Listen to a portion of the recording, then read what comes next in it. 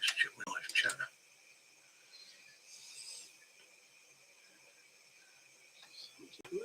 All messages will be available. Okay. Katrina, evening, Katrina. How are you? Hello, lovey. How you doing? Hope you've had a good week. Hope all is good up there with you guys, and you're fit, fine, and funky. I'll take my baseball cap off. Look at Wally with that one on. So yeah, you're first up tonight. Woohoo!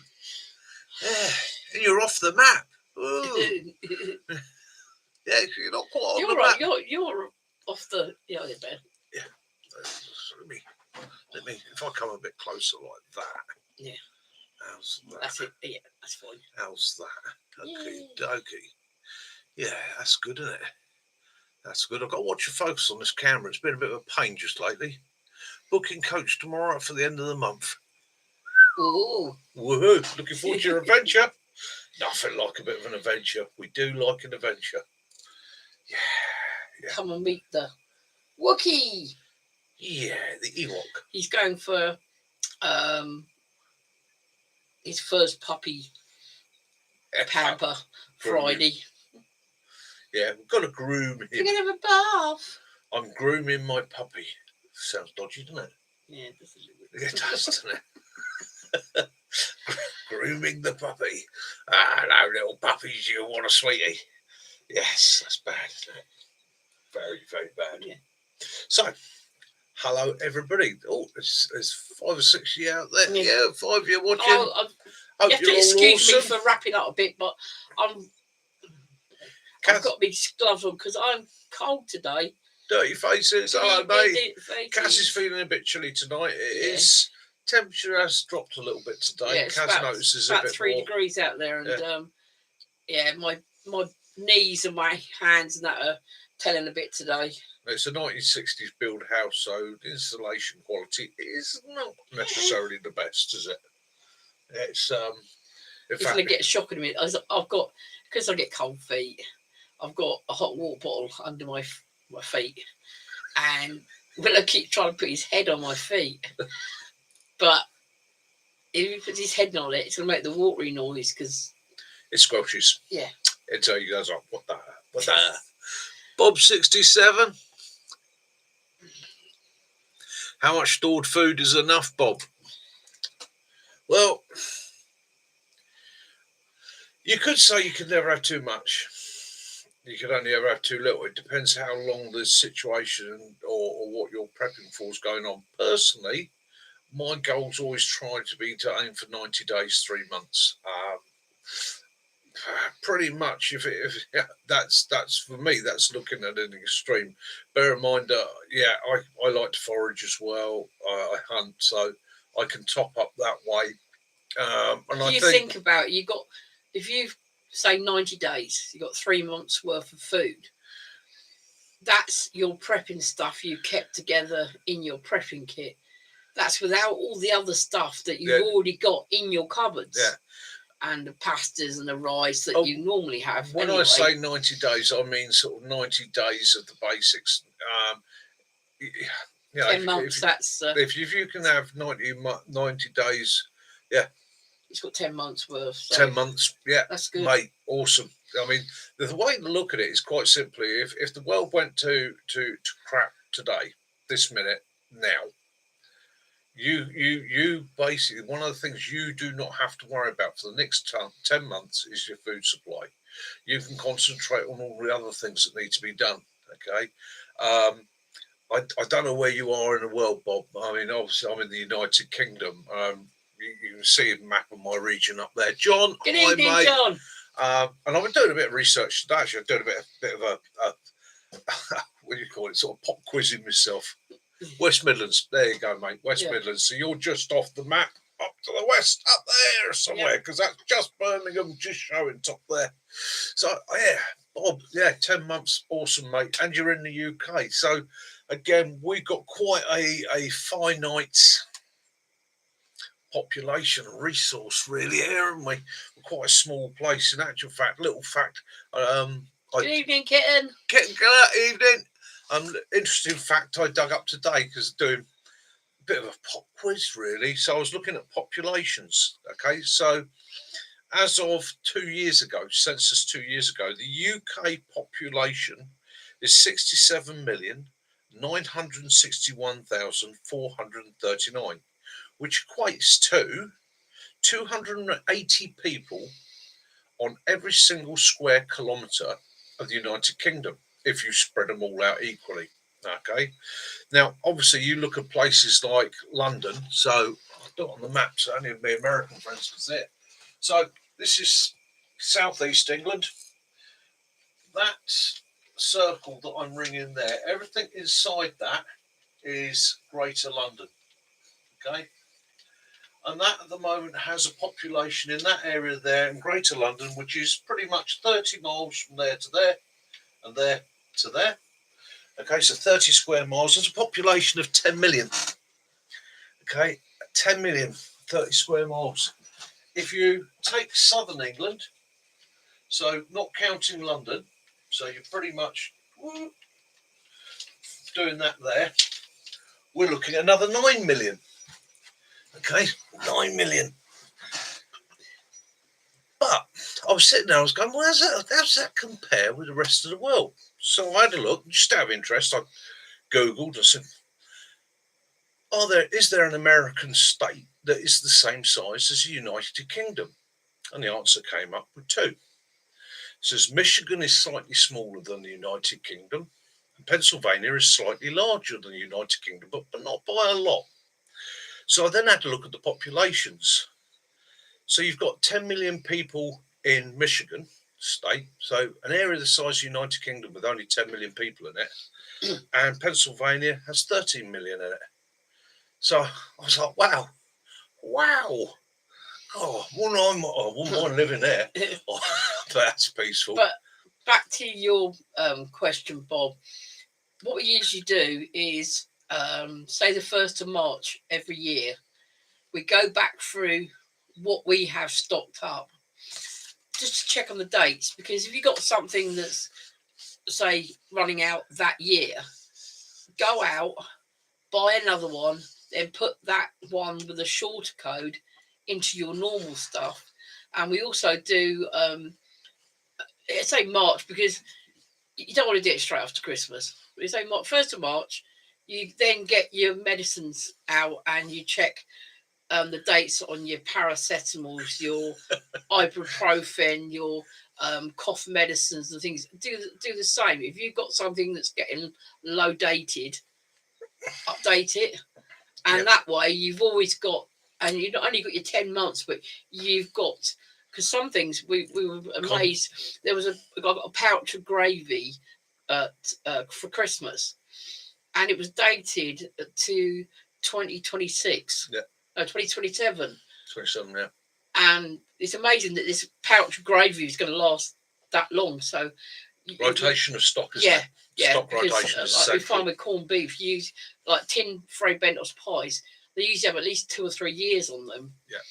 But if you choose one day a year to just go through, rearrange it, if there's something getting low, put that in your normal cupboard and replace it straight away, and then put that into. We tend to do it seasonally, don't we? Yeah. We tend to do it as it's the the same as a car. You'd service a car twice a year. Yeah. We service the cupboard.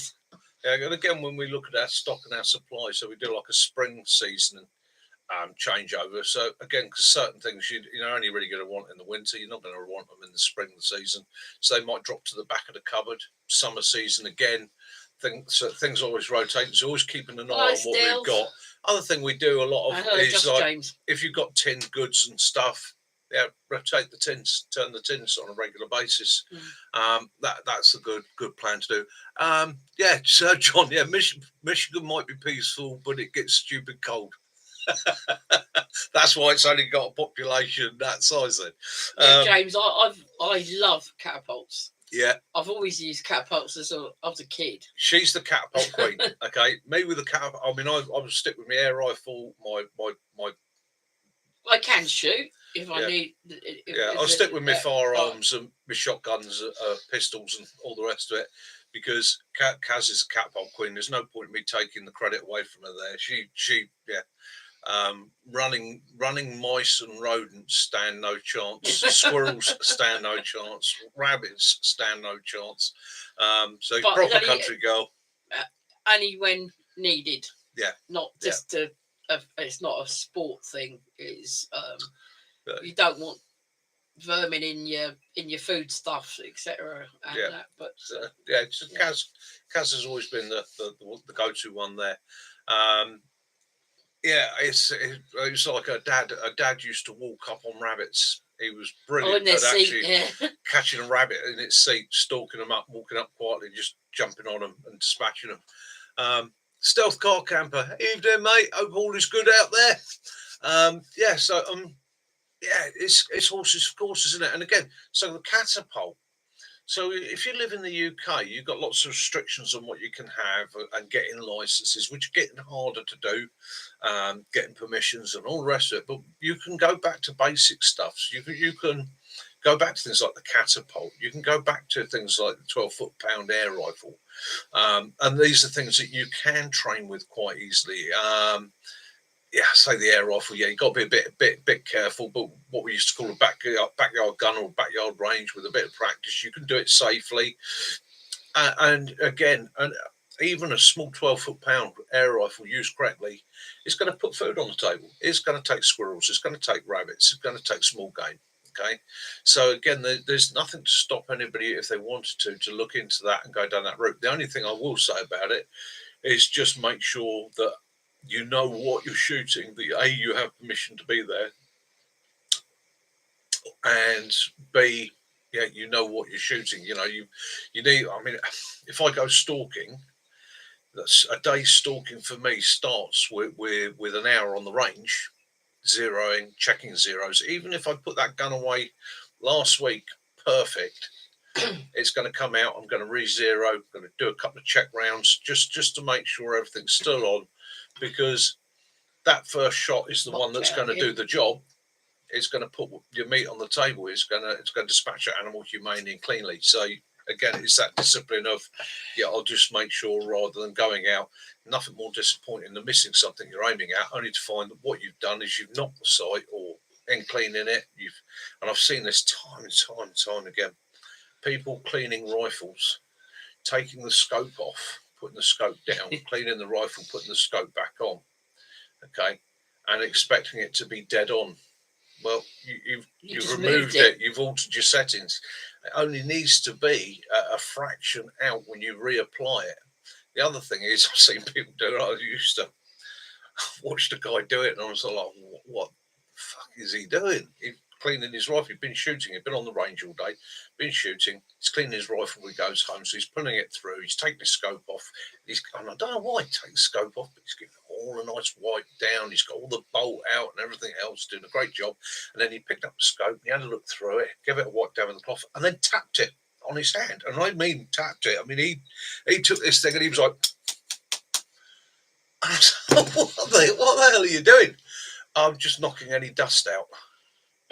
It's a sealed scope. Just completely buggered it. But excuse my language. Do apologise for the language, by the way, as well. It certainly did. Alone was a brilliant series, and it showed the psychology of it, didn't it? It showed how being alone can affect you, how we are a social animal, how we do need to interact. And again, something I'm always preaching about is building that community of people you can trust. You need people around you. We're a social animal.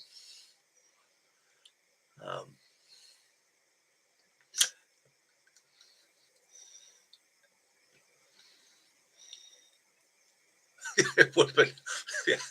Well, it doesn't help, mate. You see, I mean, you'll know the tool, but he was shooting a Nagant, so and it wasn't in the best of conditions at the best of times. I think it was an old Second World War model, and I'm pretty sure it was shot out. Anyhow, he was struggling at 300, which shouldn't have been an issue at all. But nice old gun, made a hell of a bang. Hell of a flash as well. So that series alone, it's also like the film with Tom Hanks when he was marooned on the island. Yes, and he had Winston, his basketball. Wilson, yeah. His basketball. Yeah, so we're a social animal. We do crave interaction. Even the most obnoxious of us that sits there and says, "Oh, I don't need anybody else." Yeah, you do. You need somebody else to bounce off occasionally. And you also, as I'm always saying, it's the other thing is in a high stress situation, which an SHTF situation is going to be high stress. You're alert. That's it. Thank you, James. Cheers. Your alert system is going to be going non-stop. You're constantly going to be aware of the fact that everything out there suddenly becomes a threat. Are they going to rob us? Are they going to try and take what we've got? Are they a threat to us? Okay. So your adrenaline level is running on peak, just like a serviceman in a war zone. You're going to be constantly on a heightened level. Now, that's all right for the first 24, 48 hours, but eventually it's going to take its toll. You're going to need to rest. You're going to need to get to your shut eye.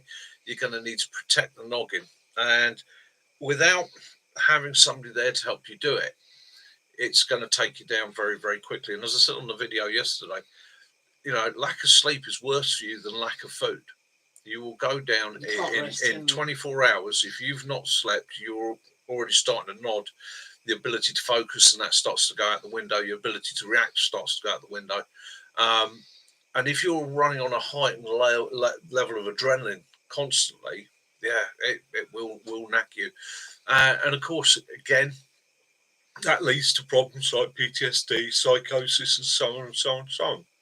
So you need that group around you. Good evening, Mac. You need to have people to share with. Evening, Mac. Hope you're good, my friend. Yeah, so that's the old thing of we all like to think that we've got the capability of being the lone wolf.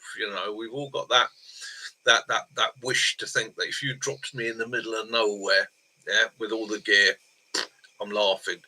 Yeah, most of us could survive.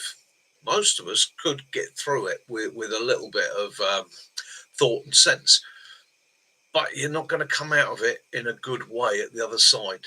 Yeah, it's going to mess you up. It really will. And if you're somebody that it wouldn't mess up, you're probably already pretty messed up. Yeah. So yeah. So again, it's like you have to be able to work. You need that team. I meet so many people, run on so many courses over the years, met so many people that are like, yeah, I'm a lone wolf, mate. Just me. And it's more of an ego thing, I think, than a common sense thing. That's the reality of it. It's that we all like to think we've got that capability, but we do. Yeah, you need that help. Anyhow, so I wrote a few notes today. I wrote some notes. Wow. I actually did some writing. Yes, the tongue was poked out the side of the mouth as I gripped the pen with my fist and made symbols on paper. We are joined this evening with Willow, but Willow is asleep on the carpet, so he is about. Right. So, common questions I get asked on courses. When I mention prepping on courses, what's the most common questions that I get asked, right? Well, firstly, what is prepping? Okay. And I always say to people, prepping is quite simply what you do at home, what our relatives have done at home. Exactly that. Well, you're very right there, Bob. Yeah, wolves are a pack animal. The lone wolf is an exception. Yeah. Lone wolves tend to be the ones that are either sick, ill, or on their way out. So what is prepping? Prepping is something we've done thousands of years. It's what our ancestors did, and it's something that we all do instinctively on a daily basis anyhow. We've all got a first aid kit. That's prepping. All got car insurance. That's prepping, although it's putting money in somebody else's pocket. We put food in cupboards. We go shopping once a week. We stock up. It's all a month, and it's all prepping. Good evening, Ian. Okay, it's just on a smaller scale. When we talk about prepping in the wilderness or in a survival situation, or from a prep point of view, we normally mean about taking it a bit further. Evening, Benny. Nice to see you. The question the answer I usually get to that is But why prep? Surely it's the government's job to look after us in any situation. Okay, it is. It's the government's job. We employ the government. We, the people, employ the government to manage us, look after us, make sure we've got what we need, keep the country running as we would hope it should. However, again, that brings me back to my little statistics. So for those of you that are just in, for those of you that heard it earlier on, sorry. For those of you that are just in, that brings me back to my little statistic. Okay. So I Googled something today just out of interest. Is there an American state the same size as the United Kingdom? And it came back with, yes, there are two. Michigan, which is slightly smaller, and Pennsylvania, which is slightly larger. Well, that's interesting. So then I Googled, what is the UK population? So it came back 2 years ago. The census came up with the UK population being at 67,961,439 people. Okay, brilliant. 10 million of which live in London. Okay, so I thought, well, I wonder what the comparison is. How many people live in Michigan? There's 10 million people live in Michigan, which is just a fraction smaller than the UK. There's 13 million live in Pennsylvania, which is just a fraction larger than the UK.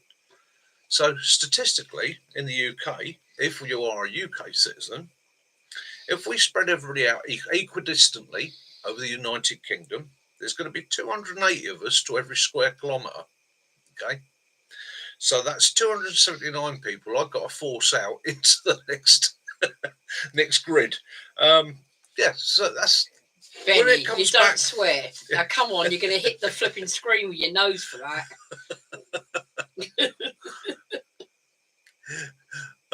So, Chubby Brown the bushcraft.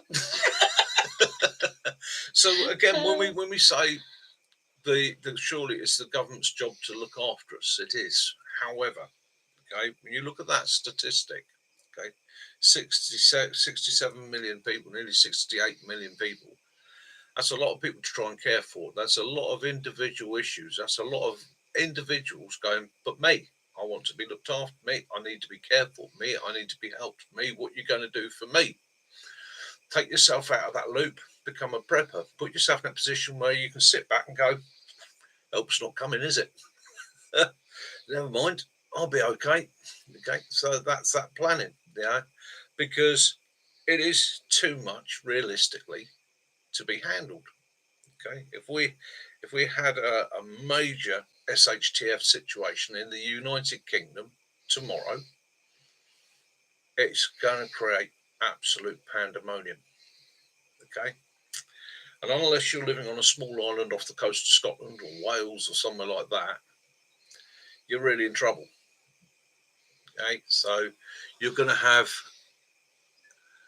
two choices. One is going to be run to the hills. The other one is bunker down or hunker down and try and hold out where you are. Okay. So that's the situation that you're going to be in because there's just too many people here.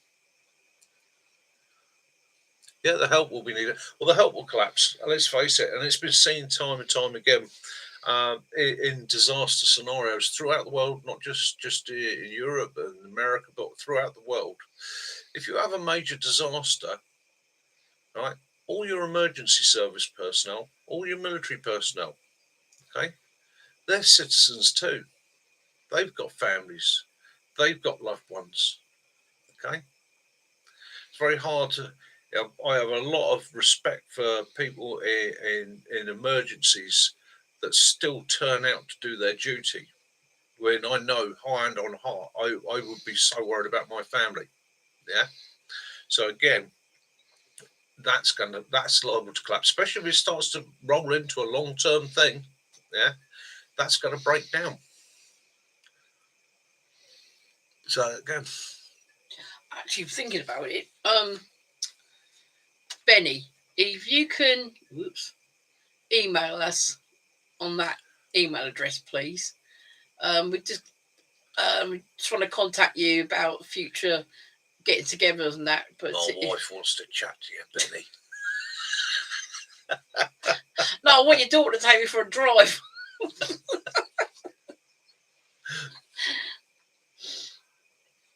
But yeah, if you could contact that anyone else if you wants to get hold of us, Yeah. That is the. I'll show you again. Yeah. That is the email address, hampshireoutdoors@mail.com. Okay. Cheers. And anybody wants to ever drop Caroline a line, say hi. Yeah, it's Caroline answers emails because she can read and write. I do runes. I will read your tea leaves for you. And as you notice, yeah. So the first Sunday since I said no smoking, no cigar, one with nicotine pouches, and he has no alcohol. No alcohol, no cigar. I may look like I'm on alcohol, but it's not. It's a mocktail. I'm on a pint of tea, which I might well have to top up later on, but I can always. It's a nice thing with doing this together. I can always share Caroline with you. Oh, that's a point. Hold on. Right, so Fatwood. Quick one. I know it's stepping out of the line a little bit. The man caves. Fatwood. So I watched Sam's video last week about Fatwood, and I thought, oh, who's this company? Are they supplying Fatwood? Are they actually supplying Fatwood, and how much does it cost? Okay, because any of you guys that do harvest your own Fatwood know that it can be a pain in the ass. Okay, it can be quite labour intensive, and quite often you're not getting a lot for the amount of effort you're putting in. Now, I've got last weekend or last Wednesday of the month, I'm out with the scouts, and I'm doing firelighting with lots of little scouts, so they all get to have a go. And so in the south, there's a big fire. You've got 30, 40 scouts. You've got to have enough kit to be able to make sure everybody can be doing something, and you've got to try and keep them all entertained. So I tried the same company that Sam did. They're called. That's good. That's a good deal. Sold for £2, Benny. Better Wood Products. Okay. There you go. They are on Amazon. It is free, but some people haven't got the areas to go in to get exactly that. It's not everybody has the ability to resource it, and it's like me. My woods is a beech woods. There are some conifers there, but they are mostly next door, and the guy who owns that land doesn't necessarily want me hacking the trees about. So again, it's not resource rich. If I wanted to get myself Fatwood, I can harvest it up there. I can dig up some of the old stumps and that. But in actual fact, a lot of those stumps I want to leave in place because they're breaking down. They're bug hotels, and that's feeding back into my ecosystem there. If I'm out with the scouts and I've got 30 scouts and every scout wants a little bit of Fatwood so that they can all have a go at firelighting, I've got to have 30 pieces of Fatwood.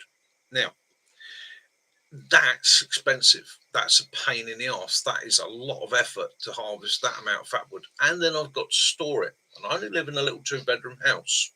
Okay. And eggs. Don't forget the eggs, Benny. Yeah. So that becomes a pain. So when I saw that thing of Sam's, I thought, is it genuine Fatwood? Because I've seen a lot of people out there buying Fatwood, and it turns out it's not. It's impregnated. It's waxwood, which works, does not work as well. Okay, so I thought, well, I'll have a look. £14. I'll order some in, see what it comes like, and I was very pleased. Okay, because it came next day. And bear in mind, please, I do this for tuition, so this is something I use as a resource to give to scouts that I haven't got out in the woods to demonstrate it all. And it's Benny's ordered some too. Yeah. So, it smells amazing with Benny. There we go. Look at that. All the way from the States. It's Fatwood. No two ways about it. It's smell of turpentine in this room at the moment is fantastic. The thing is, because they're quite long sticks, you can cut them in half and drill a hole through it and then put them on a piece of bank line or paracord. There you go. Because you don't need to use it. That's a lot of Fatwood. And it is good Fatwood. Now, so when it came, and I'll be honest with you, when it came, I sat there and I looked at it and I tried it. couple of random pieces out, scraped it, sparked it. Yeah, works absolutely brilliantly. All the way from America, by the way. Okay. Is it? That's Yeah. weird, John. So then I had the thought, I wonder what a single piece of this is selling for on Tinterweb. All right. Now, so 6 centimeters. Right, so I can get right. So on one of the websites, a 6 centimeter by sort of 1/4 inch piece of fatwood was selling for £3.95, and all they've done is drilled a hole in it, put a little bit of paracord on it. Okay, so I can get one. We've seen one on eBay that was £13 for one piece. So I can get 3 pieces of 6 centimeter out of that. So that's what, 9, 10, about 11 quid there with postage, and I said just by drilling a hole in it and putting a bit of paracord on it. Obviously, I'm not going to, because that's just ripping people off. You know, I mean, obviously, I'd have to go in the forge, make a little stamp with an eagle and that. But we have to get if you can't get fatwood locally in the woods, we have to buy online, because in our home stores and that in the barbecue section, they do not do fatwood. No, fatwood in the UK is only kindling, yes. Logs, yes. Yeah. Briquettes for charcoal you can get, but we don't have anything like that. Yeah.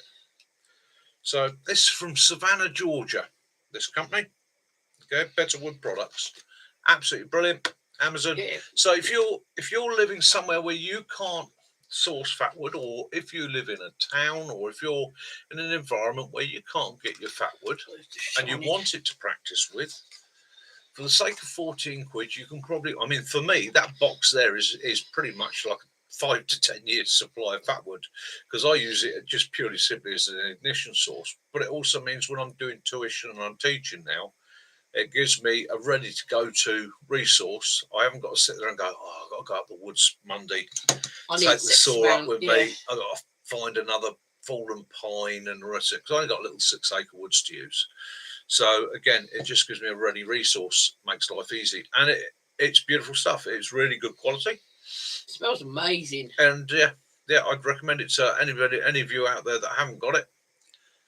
Yeah, but Ben, there was someone on eBay that was selling a piece of fatwood for £13. Yeah, 13 quid. All right, it was a slightly bigger bit, but it want to be about 7 foot long. It was 10 centimeters, about that long.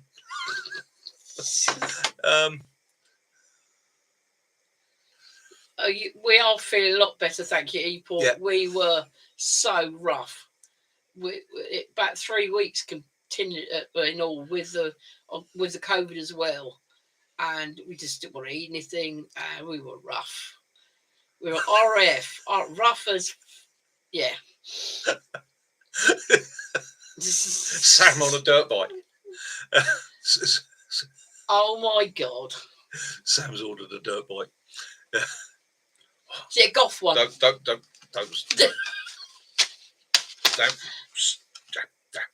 Leave that there.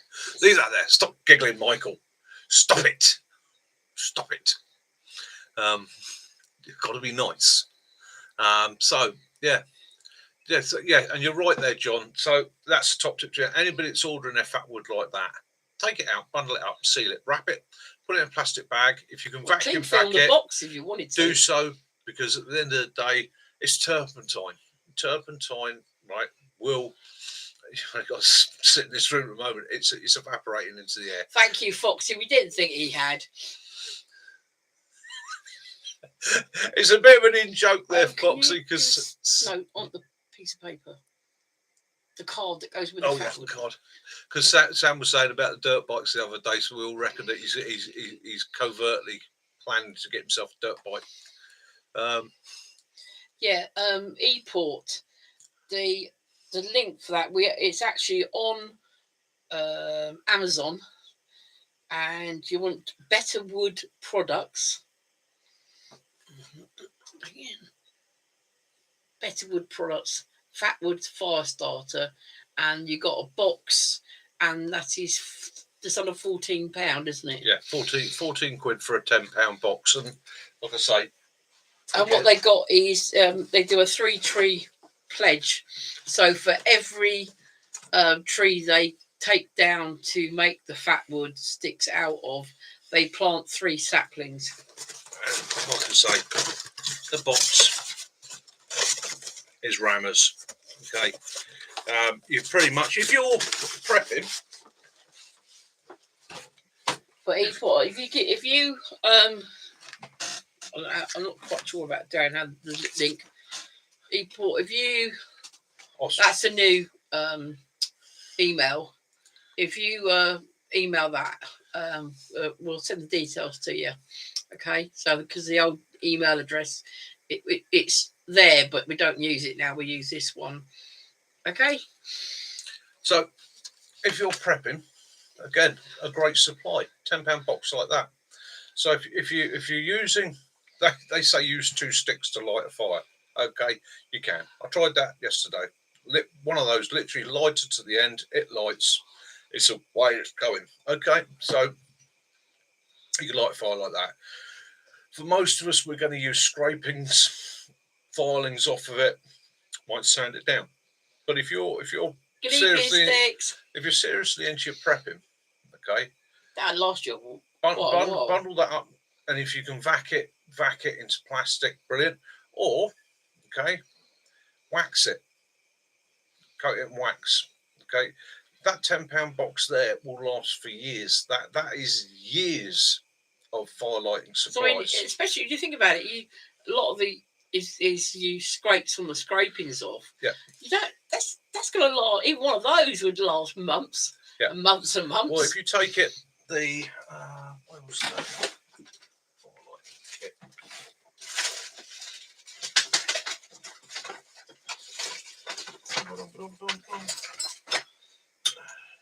He's been sorting his man cave out, and as what you might see, it's looking a bit bare here, but it's because we've taken out a lot of the big bulky stuff. And yeah, there is going to be a change hopefully this year. We are hopefully changing to or we'll be moving house to somewhere that's all on one level for CADs, so it make life a bit easier. So we're actually starting to sort of pack stuff, put stuff away, alter things, stop sorting bits and pieces out. About 30 years of bringing up our sons here, so I have. Hey Sticks, how you doing, mate? So if you look at it, so that's the Forest Fundamentals kit, okay? Cheers, thanks, Benny. Which was, like I said to people, it was £14. That was about 14 quid. Mm-hmm. It's a brilliant kit. It's a brilliant kit. And you've got that piece of fat wood on there. Okay. And then you've got, that's just one stick out of that box. So if you look at it resource-wise, it's resource rich. In actual fact, once that's worn out, I'm probably drilling a hole in one of those and just sticking that with that fire steel. And pretty much you could drop me in the middle of anywhere and I'm sorted. Yeah, I've got my fire lighting system there. So from a prepping point of view, yeah, a box like that does make sense. It means you're not constantly having to renew a resource.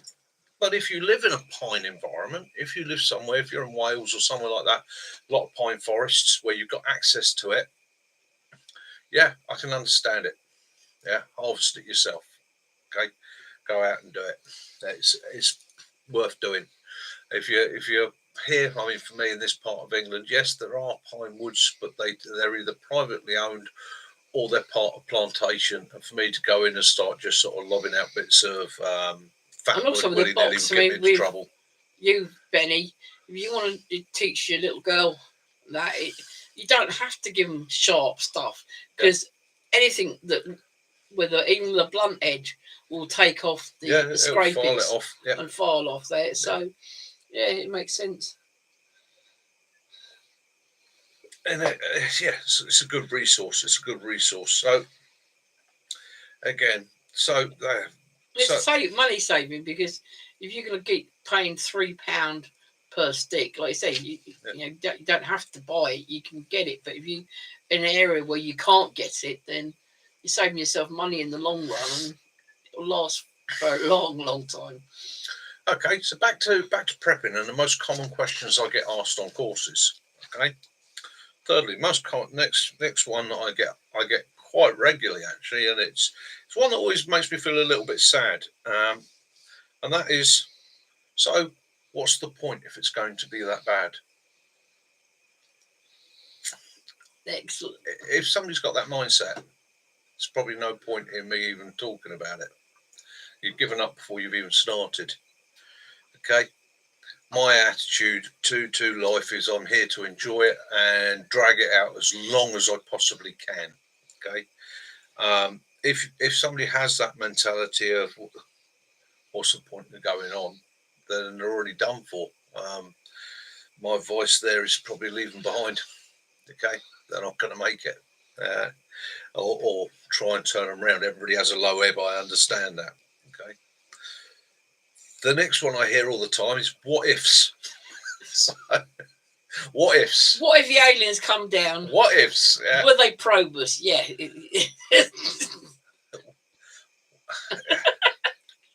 can what if anything. Yeah. And this is the thing with prepping. Okay. So I often get asked, what scenario? What do you think's going to happen? I have no idea. Look, natural, man-made. Look at history. What does history tell you? A tsunami, could be an earthquake, could be a tornado, could be a volcanic, could be disease, it could be a shift in the jet stream, it could be a shift in the Atlantic current causing a mini ice age, it could be war, it could be financial disaster like the Great Depression, it could be a solar flare, it could be an asteroid, it could be the jelly monster from the planet Blob decides to turn up in the middle of Godalming town centre. Okay, you have no idea.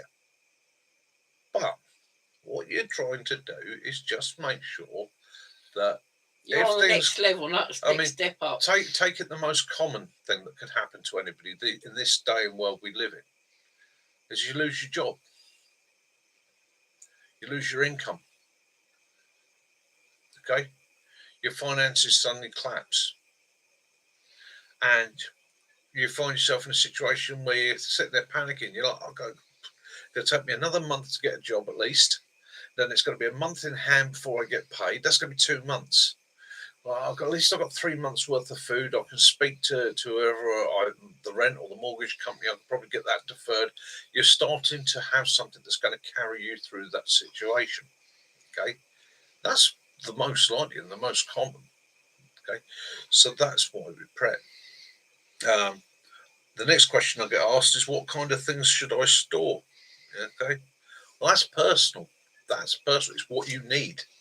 It's the things that you need the most. For me, I store a bit of basic dry goods, as you saw in the video. You know, rices, pastas, porridge oats, things like that. Then you've got to think about medical. That's got to be your next thing on your list. So any personal meds that you require, you need to be able to say, I need to get by for 3 months. Okay, work on the same scenario. Speak to your doctor, speak to your chemist. Not all meds are they prepared to do that with for obvious reasons. But in a lot of cases, like my meds, I've just spoken to my chemist and they're putting through a thing for me at the moment. I literally get 6 months supply of my meds. Okay. So I get a 6 month supply of my meds. It's there. That gives me 6 months. Awesome. Brilliant. The next thing to figure out is, as I said again on that video, is to look at things like herb law, because if this went on to become a long-term event, okay, i.e. that we're not coming back, what do you do then? Long-term survival then says you're going to go to the natural remedies and systems that you could use to help. Now, they're not going to be as efficient or maybe as effective as some of the drugs and medicines you can get, but sure as hell, choosing the right ones or maybe altering the diet and that is going to help. Okay, so again, it's so don't just, what I'm trying to say there is not just about prepping and storing goods and supplies. It's also about prepping and storing knowledge and information. Even if that's something you're not, you sit there and you go, well, I'm not really interested in herbal. books about gardening, books about herbal medicine, good, reputable books, not foraging books. Not Joe Bloggs lives down the road's handwritten his own little thing. Reputable people get that information, because even if you've got it in a book, okay, you can go to the book and go, what if I've got herb law books here that I've gone to before now for all sorts of things. Yes, Bob, we it covered that. He said, yes, soap, toothpaste. It's things people don't. Soaps, toothpaste, hygiene.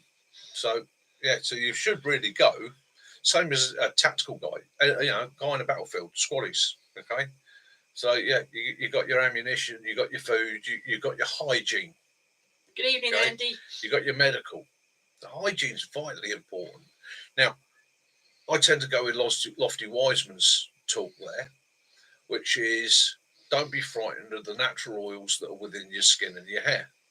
Okay, in a survival situation, they're great because they form a barrier. They're there, your body produces them to help protect your body. Okay, it acts as a barrier against infection, it acts as a barrier against moisture, it helps to prevent cold. Okay, greasy hair tends not to hold water, so the water tends to run off. Greasy skin, again, water tends to run off, so again, using that. However, there are areas of the human body, I'm not going to go into details, but we're all adults, we're all aware of what they are. And if you've got kids there, maybe explain to them in your own way. That's down for you to do. But there are areas of the body that you want to keep clean. You want to prevent things like fungal infections, yeast infections, and things like that. So those areas you do need to keep clean. Okay. Hands, essential to keep clean. Okay. Definitely. Because what's the one thing you're doing with your hands all the time is you're going to your mouth.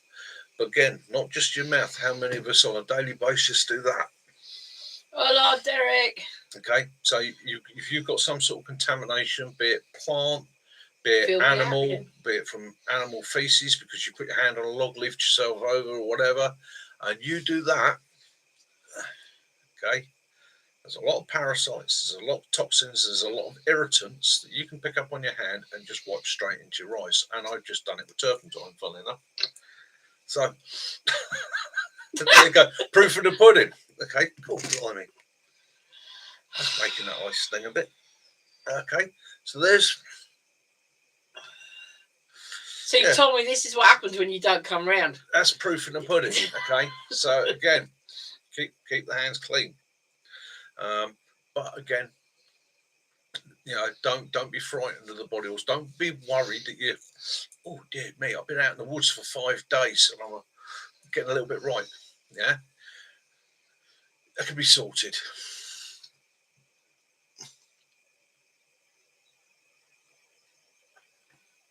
That's the ultimate question, isn't it? Andy, cool, blimey, that's Andy's getting deep. Right, Andy. Yes, I would. Okay, I would. And I'm not saying it wouldn't affect me. I'm not doing one of these ego trips that go, yeah, no problem at all, I could do it. No, it probably will affect me. Probably affect me psychologically for a long time afterwards. However, the realistic situation, and you're talking about the Andes incident, okay? So you're talking about you are in a situation where you will die, okay? But you have the chance to use the resources there. And I've got to be careful because of YouTube and the rest of it, but you can see from his comment what he's on about. The resources that are there in the plane crash. There's no food, there's no water. There's bodies. Yeah, you would. And I think if push come to shove, a lot of people would. I meet a lot of vegetarians. I meet a lot of vegetarians when I'm teaching. And it's one that comes up there about meat quite regularly with them. So if push come to shove and you're in that survival situation and the only thing you've got is a protein source, be it a small rodent or whatever, are you going to eat it? And I can always tell the survivors from the non-survivors, because the genuine survivors will sit there and go, yes, it would go against my belief system, or it would go against what I what I try to practice, but yes, I would, because I've got to try and keep myself going. I've got to try and survive the situation for as long as I can. So yeah, and I think a majority of people would. Yeah, be a bit. Yeah. Yeah, too right, Benny. Yeah, and you're right there. What was Benny was saying there? Yes. Yeah, Benny, it doesn't matter, mate. And get back to this thing. Do you remember when we were kids? We went playing up the woods. We got dirty. We got muck over ourselves and all the rest of it. Then I'll help our immune system, boosted our immune system. Those little infections that we got as kids, and I remember I had quite a nasty one year from a blackthorn I got in my finger. It went really, really nasty. Everyone's saying they're getting adverts through this live. You're getting adverts through the live. Because you've been fiddling around with stuff. Right. Guys, let me... That's bloody monetisation. It's not supposed to be unmonetised, this one. Let me see what I can do there. Chat to Kaz a second. Let me see what I can do. But yes, Tommy, missing you. Your little Ewok friends missing you.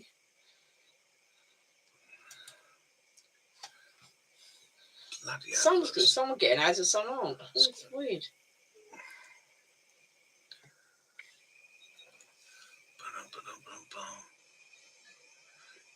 Channel settings.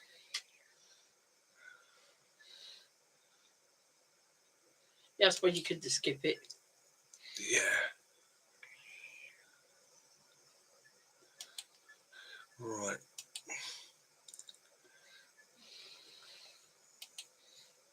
Oh. Come on, bloody thing. No. You're going to end up no. kicking yourself right out of it. I'm coming back, guys. I'm coming back. Please don't worry. Oh. He's fiddling with buttons. And... Oh, bugger.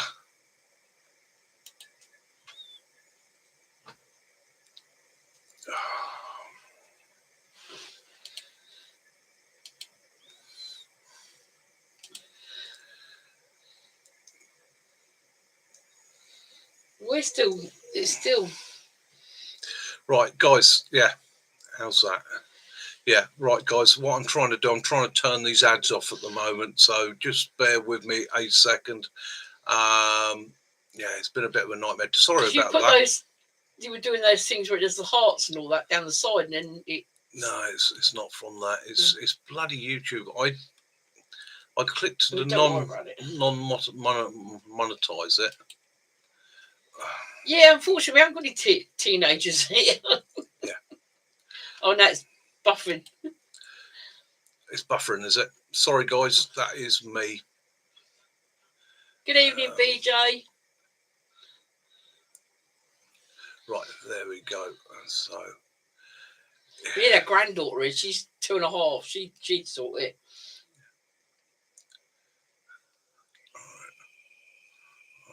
That's that. Hi, BJ. Hope you're good, mate.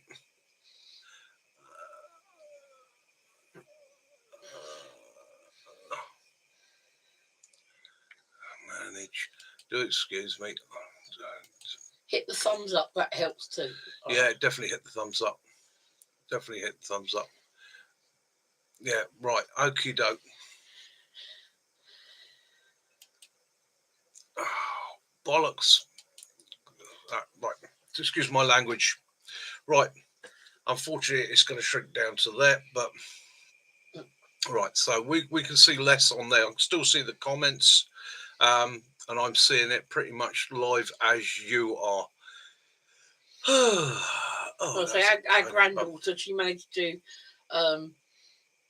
when they were on the, they had the TV going for her, she managed to buy a movie, didn't she? Yeah. Oh, Benny, I understand exactly what you're saying, mate. It's a pain in the bum. Sometimes you click a button, and the next thing you know, you're struggling with it. You're struggling with it. I'm trying to figure out what I've done here and sort it all out. Yeah, that is not stealth to say. If you swear, that'll sort the adverts out. Yeah, bugger me. Oh, F this. Feck that. Create highlight, add stream marker, share, delay ads, insert ads. Right, I've given up trying to help my mum learn how to do I got a button here. It says delay ads. So I'll click that. So hopefully that's going to delay the ads for you guys. Okay, right. So if I click out of that one and click. Oh, oh bollocks. That one. There, we're back. Right. Oh, that made me sweat. Technology. I hate technology. I'm going to have to employ somebody to come round and sit here and become my IT manager, because I tell you, I'm screwed with this. I don't want to hit another button. I don't want to go near it. Your admin stuff for you. Oh, right. So we're back. Yeah, technology and old people. So we didn't have when we left school. There was no computers. Hello. They hadn't come in yet. Yeah. So, yeah, on an answer to somebody the other day, sent me a little message. They wanted to know. They sat there and they were like, you're always on about your wonky face. Okay, so I shaved recently, and as you see, this side of my face here, I had to have pretty much all the muscle structure under there removed, and a gland. Yeah, I had a growth under my jawbone there. They got a scar there where they went in, and basically removed part of the muscle structure from under the tongue, part of the tissue from under there. So it has left me with a wonky face, which I am quite self-conscious of. I wish I'd done it all the way across. It might have got rid of this little bit down here. But again, that was a bit of a scary time, but we got through it. So, okay, less of that. That just answers that question for them. Back to prepping. Okie doke. So, how far down do I get? What ifs? Okay. What do I store? Okay. How far down the rabbit hole do you go? Okay. By this, I mean, if you get into prepping, one of the things that you can end up doing is looking at all the prepping channels, and you look at all the scenario channels. Okay. And some of those go a long way down the rabbit hole. Take them all with a pinch of salt. Okay. Everybody's got an agenda. Some of these people are trying to sell you things. Some of these people run stores and shops. Some of those people, I'm afraid, their moral attitude is lacking. Okay, in constantly putting up videos saying we're all about to die from a nuclear attack by the Russians. You need to buy my nuclear kit. I didn't notice, okay? James, either. It's just wrong. Okay, it's fear mongering. It's trying to get your cash out of you. So again, by all means, watch their channels. But don't get dragged down the rabbit hole. Don't become paranoid. Don't start over fearing it. One of the things I say to people is, what will be, will be. There's nothing you can do to change what could possibly happen other than prepare as best you can. Okay, and be confident in your ability to, if need be, hunker down. So don't let it become something that becomes all-encompassing and starts to affect your pleasure in life, because it shouldn't. Okay, you don't get into your car, go to drive to the town, and constantly think about, what if I have an accident? Okay, and your prepping and your survival stuff should be the same sort of mindset, the same sort of balance.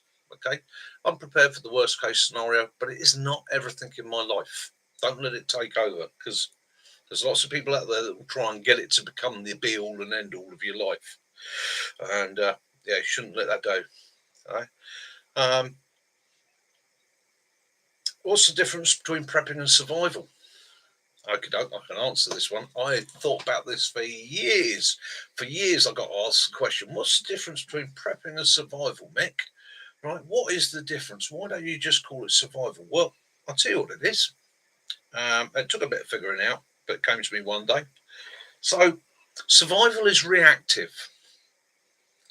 Survival is reactive. Survival is something occurs and what you do to get out of the situation. You're in a plane crash. You are in a car accident. You are lost in the woods.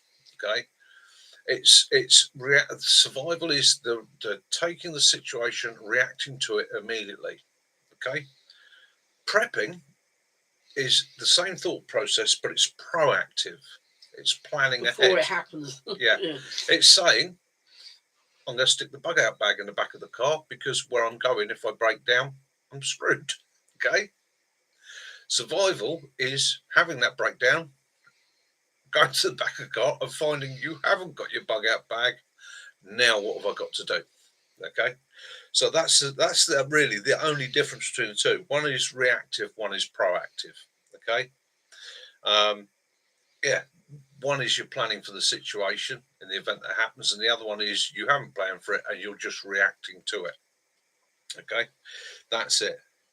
Next one I get is bugging in or out. Bugging in or out. So for me and Kaz, it's going to be a bugging in, unless it's something here that means we need to move. Okay, i.e., if it's an actual threat around us and we need to go, then obviously we're going to go. We'll bug out.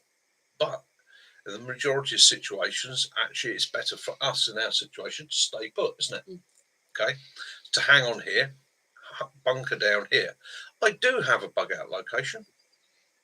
I do have a place that none of you have ever seen, that if push comes to shove, a very good friend of mine, Martin, hi mate, okay, knows exactly where I'm going to head for. Okay, it's quite a lonely little spot, but it's got everything I need there to be able to set myself up. And again, I advise that to you. If you've got a bug out location, keep it to yourself. Okay, otherwise everybody's going to turn up there come the day the poo hits the fan. 10 hours stuck in the winter weather. What's a long jam, isn't it? Oh yeah. But you've got stuff in the car already, or in your vehicle. You've got your stuff to make a hot drink. You've got some snacks. You've got a blanket. Yeah. Having that bit of kit in the car just makes all the difference. As I said before, now my car has got I don't know. Right. So the bag I've got in my car is about that wide. It's about that deep. Okay, and it's about a metre long. It's actually the carrying case for a Valon mine detector system for the military. Okay, makes an absolutely brilliant in-car bag for sticking my emergency gear in because it's long enough to section up. It's got pockets in it, so I've got in there gas cooker. I've got in there an MSR stove, pots, a couple of fold-down cups, brew kit, things like boiling the bag meals, 4 of them, a whole selection of gear based around stuck in the car, like John's saying there, stuck in the car for 10 hours in the snow in gridlock. So I've got enough facilities there to be able to literally sit there and go, okie doke, get the blanket, wrap around ourselves, use the car's heating to keep ourselves warm for as much as we can, looking at the fuel conditions, looking at how the situation's going. Do I run it all the time? Do I just run it for 10, 15 minutes, enough to bring the temperature up, keep us comfortable, shut it down, start it again in half an hour? That's the thought process. But I can get a brew on, make a cup of coffee. Even Willow's got. Yeah. We got a pack from Willow. He's got a water bowl. We've got water in the car for him. We got poo bags which we can dump to use ourselves. We got treats and that for him. So, and we got one of these quick dry towels for him. Oh, Benny, Brooke, hiya. How you doing? Right, I will keep on at Santa about the blue cod for you. He really, really wants to come up and meet you guys so that your dad can show him how to catch blue cod. Because Santa's actual day job, when he's not being Santa, is he's a chef. And he's quite fascinated. As your cat come back in, Benny, just want to be warned so that we can shut him up so it doesn't freak your cat out again. Good thinking, John. I like that. 5-gallon plastic bucket doubles as a toilet if it comes to it. Brilliant. What's the Mylar blanket? Emergency blankets are any good. Mylar emergency blankets, right? Okay. So,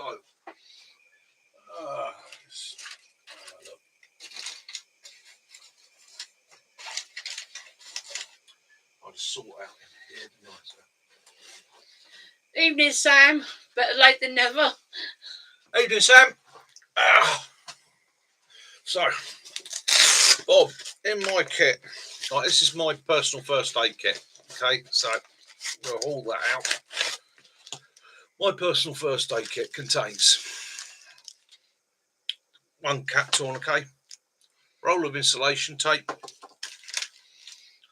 big old Israeli dressing, Mylar blanket. Yeah, I just had an ad as well on my phone. Sorry about the ads, guys. It's supposed to be demonetised tonight, but I've obviously hit the wrong button in the wrong place, and I do apologise. Okay, Mylar blankets. Mylar blankets are absolutely brilliant. Okay, as a lightweight heat protection system. So as a way of reflecting your body heat back at you, they're superb. They fortunately, they pack down very small. Okay. So being, it means they are very, very light. Okay. And they're not particularly strong.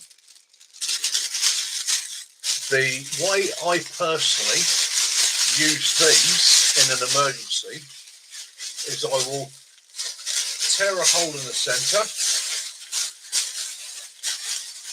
turn it into a poncho, okay, wrap as much of my body with it as possible, yeah, and then I will put clothing over the top, okay, whether it's a jacket, whether it's a jumper, whether it's even a matter of taking the t-shirt off and then putting it over the top of this. I have got. Because nice. It won't last long. Pure wool. If it's not protected. However, I've got this on now and I can already feel my body heat building. It's reflecting the heat back at me. Now, if I put something cold on that Mylar, okay, the cold will transfer through it because it is a thin material. Okay, so you do. You do have to use it. It has practical limitations, but as a way of reflecting your body heat back at you, absolutely awesome, mate. Should be in your kit. Okay, absolutely brilliant piece of item, but it is flimsy. Now there are thicker ones out there, and that at the end of the day, that is. Yeah, they never go back in the packet. 6 foot long, never goes back in the packet. They're cheap, they're cheerful, and when you're done with it, away it goes. Now, there are systems out there, and John was on here, recently sent me that. Okay. It's American. That's an American weather blanket. In fact, there we go. That's the actual military stuff. Blanket casualty, lightweight, alumininised plastic, olive drab, and silver. Now these are on another level because they're sturdy. All right, they're on a ripstop material. Okay, they've got the good idea, Andy. Aluminium reflective layer inside. And again, it's big enough to cover a human body easily. Okay, so they're more heavy duty. But if you haven't got access to that, and apparently these are getting hard to find, Mylar blankets. Yeah, Bob, I'm disabled, but I've got mobility scooters. I got one of the big ones at 4 to 8 1 hour one, and on that I've got a grab bag, and that I have a Mylar blanket.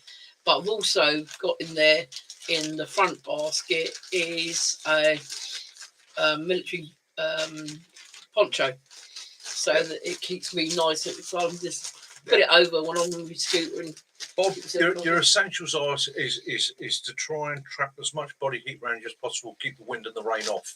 Yeah. So mylar blankets, yes, I carry them. I've got them in all my first aid kits. My casualty kit's actually got 6 in it. So my casualty kit in the car is based on if I come across a road accident and allowing for 2 vehicles.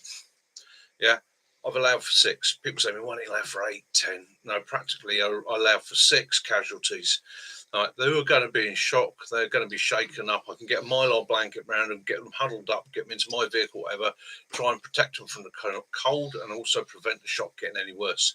So they're a great system. And the nice thing about them is they're cheap as chips. Okay. They are cheap. They are easy to get from Amazon, eBay, whatever. And they are definitely worth having. And they're a one-shot wonder. Okay. Once you've used it, unless you're a genius at origami, it's not going away again. Yeah, but yeah, worth having. Does it at a time when you need it. Yeah, when you need it, you need it. They are windproof. They are waterproof. Okay, so again, you can use it to set up a windproof waterproof barrier. The weight in your pack, no weight at all. Is nothing. The other thing you can use it for is not just trapping heat in, but keeping heat out. So again, you can put it in a high temperature situation. You can use it to make a reflective screen. So if you've got, say, a vehicle broken down, you can open up both doors on the sunward side, trap that mylar sheet in it, shut the door, open the windows. That mylar sheet's going to reflect heat away from the vehicle, and it will help to keep the inside of the vehicle cooler. And again, a bit of duct tape, a bit of insulation tape, something just to stick it to the side of the vehicle will help no end.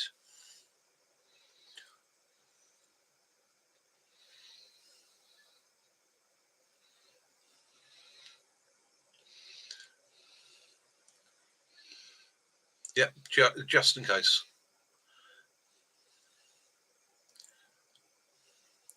Heated blankets.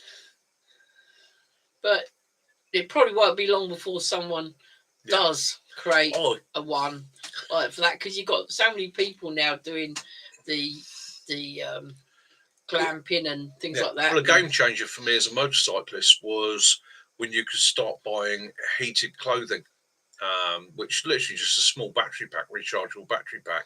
You can get like a heated undershirt. It just comes down to your wrists and that. It's not super hot, but on a motorbike in the middle of winter and that, it does keep the body temperature up. It keeps you warm. Okay, it does work. You can get the same thing in leggings. You can get heated socks. You can get heated gloves. All these things are absolutely superb, especially in an emergency. However, you've always got to come back to that thought that it's not going to last forever. If I'm using it as something to get me out into a situation, is it definitely going to get me back from that situation? Because, if you've gone out that far that it runs out of power and it's the only thing keeping you warm, you're now in a hypothermia or a near-death situation. So you always got to have that little bit of planning in head. However, great bits of kit, and they do work very, very well. Yeah, silver on the outside. Yeah, that blanket, silver on the outside to give me shade, silver on the inside to give me warmth. Lovely. Good idea. He said he's got a winter ghillie. Yeah, it's like that. It's ideal. Yeah. If you're catching fish on the beach, you don't want to get yourself cold, and because then you can't move about as well. Well, that's it. And it gets to be a chore rather than anything that protects you from the environment, isn't it? I mean, anything that protects you from the environment. Because my arthritis is playing me up. I've got my fingerless mittens, but Sam, you and Andy are talking about the same thing, the heated body warmers. Yeah, brilliant bits of kit. And I tell you how I would use mine if I had one. It's the sort of thing I would be carrying in the vehicle for me, especially if I'm doing if I'm out doing rescue work. Okay, it's the sort of thing I'd keep in the vehicle that if I broke down, if I had an issue, I could then use it to keep myself warming. But also, if I come across somebody that is possibly a hypothermic patient or somebody like that, it's something I can get onto them, fire up, and is going to warm them through. So again, I try and dress for the situation for the maximum reliability. So you take it tonight. When we came up here tonight, it was pretty chilly up here. So I've got a thin nylon layer underneath the t-shirt. Yeah, a sports one. Underneath the t-shirt. That adequately warm for me for this environment. If I was going out, a good insulated jacket this time of year and the weather we're having, make sure it's windproof and waterproof. Okay, so again, it's have the basics. The things are guaranteed to work no matter what. But also, if you wanted to back it up with something like an electric item, by all means have it. But have that as the worst case scenario job. Have that as something that's in your bag. You know, Sam, in your woods, you know, if you were up in your woods late at night, you went over, broke a leg, you're now stuck. Especially this time of year. It's cold, it's wet, you can't go anywhere, you're suffering. You can get on your phone or your radio, contact your missus. I'm going to need an ambulance here. How long is that ambulance going to take? How quickly are they going to find you in the woods? Well, the next thing you can do is get that heated ghillie on, fire it up. Okay, you're helping to preserve your body temperature, you're helping to preserve your health, and you're helping to prevent shock. Okay, so again, use it as a backup, an emergency backup, but don't let it become something you are absolutely reliant on, because again, with all technology, it's well, they go, I'm not working today. What's it? Military Murphy's law. Right? What can go wrong will go wrong. Yeah. It's just.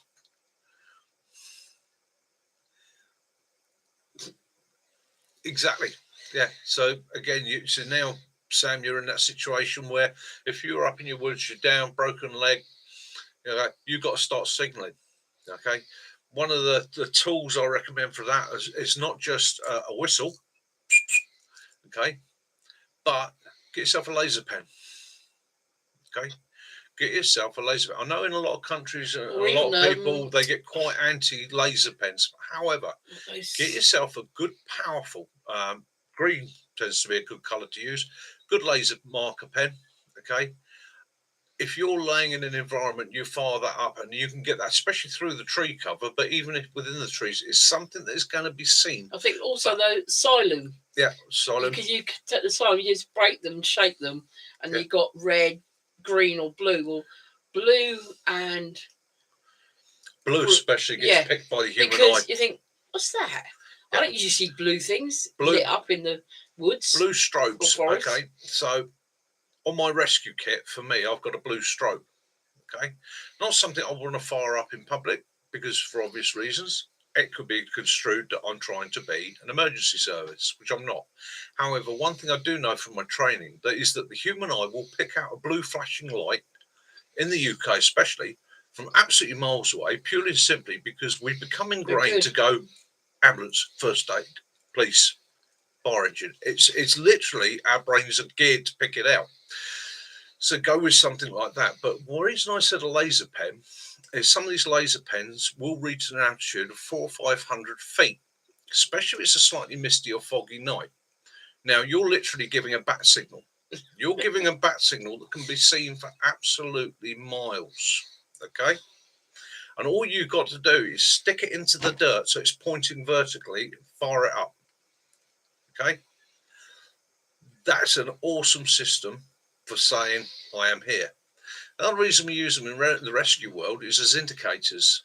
So I can sit at the bottom of a tor or a hill or a mountain and say to the people around me, he is there, and put the beam where he is. Okay. So again, great bit of kit to have. Absolutely fantastic bit of kit for self-rescue and for rescuing others, but must be used responsibly. I.e., don't point it at helicopters and aircraft. Okay. Don't look down the barrel and fire it up. It's like snapsticks that you can, and don't fire it up across the road. Okay, but other than that, it's an awesome bit of kit to stick in your gear. It's like if you've got my head torches that flash as well. Yeah. You've got some that flash white, some that flash red, don't they? Yeah. It's something that can catch someone's eye that's out of the ordinary. Unless you're having a squirrel having a disco in the woods. Yeah. You know. Yeah, there goes. John said there, and that's probably something they're teaching the States is green laser in the air in a lasso pattern circlet. Okay. An indicator that somebody needs help. These things are superb. They're great bits of kit. Unfortunately, like a lot of gear, it comes out and gets abused by idiots. As soon as it gets abused by idiots, i.e., they start pointing at aircraft and things like that, then people start bringing in rules and regulations to prevent the idiots. James has said, cancel your TV license. They'll try and find you.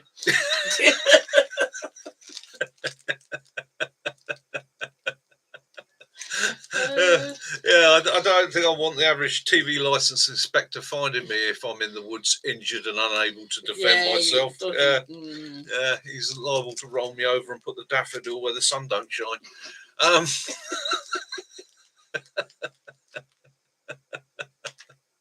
It's an odd thing. It takes a minute of thought, and you've always got it with you. You don't have to worry about it, and it's always there. It's working out the small and efficient items that are going to give you the most bang for your buck. And again, something like a laser pen, brilliant. However, you also got to be aware, because of their power, you've got to have good quality batteries. In the UK, we have they have a little van. These vans with a radar thing on their roof, and they're able to tell if you have got a TV license to have use a TV that's as terrestrial, not. No, it's any TV that can receive a signal that's BBC. We have to pay. I think it works out £160 a year now for us. That's about $200 a year. In the 1940s, John, we had the British Broadcasting Corporation. Okay, so that corporation started way back before when. Okay, and it was the BBC, and they ran basically all the radio networks, and when TV came in, TV networks. Okay, so when they brought those in, they brought in a license. Okay, and originally you had to have a license to have a radio and receive their signal, and you had to have a license when TV come in to watch TV. Now, normal TV anyway. The radio license went by the way of the fairies, because pretty much nobody bought one. However, TV licenses came in and stuck because the technology improved. And because they came down with the theory that pretty much every household in the UK had a TV, you had to pay for the license. Now, that goes back to a time when the only TV you could watch was BBC. Even in my youth, we just had BBC One, BBC Two. That was it. Then ATV and Thames. In the 70s, we then got the ITV, which was the independent TV company, and they showed adverts. They got their revenue from adverts. BBC doesn't show any adverts, gets its revenue from the license.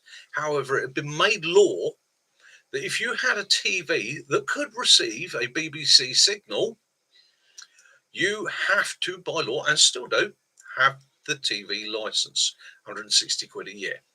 Okay, or they will come round and they will issue you a fine. Now, funny thing about that, so I spent a lot of time in the West Country as a kid, living in a place that got no TV signal because it was over a hill and literally had the Atlantic there. We didn't have a system powerful enough to receive a signal from the States. They still used to come round and inspect the house to make sure that we had no TV. I remember Channel 4 starting up. Yeah.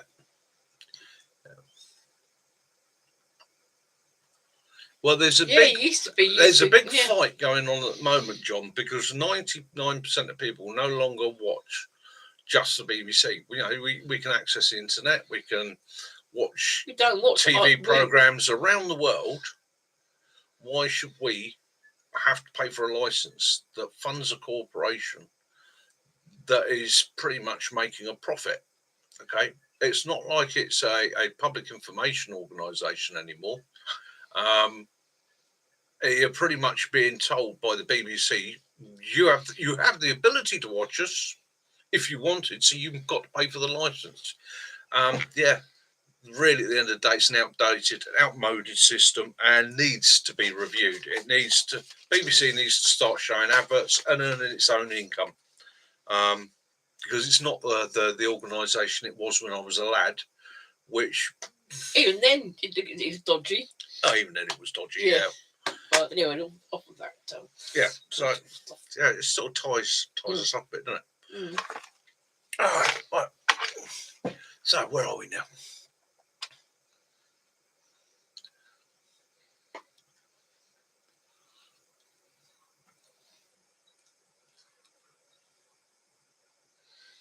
Yeah, we're just into. We have Netflix, Disney Channel, because we're both into Mandalorian and all the.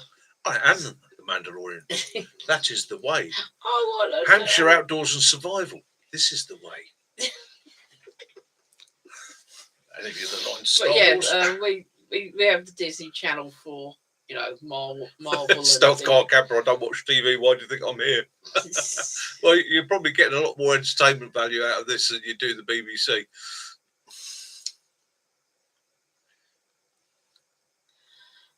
You missed everything, but Benny, we had emergencies. But no, we didn't. No. Hope your brother's good, mate. Hope your brother's good. Yeah. No TV at Yorkshire. Yeah,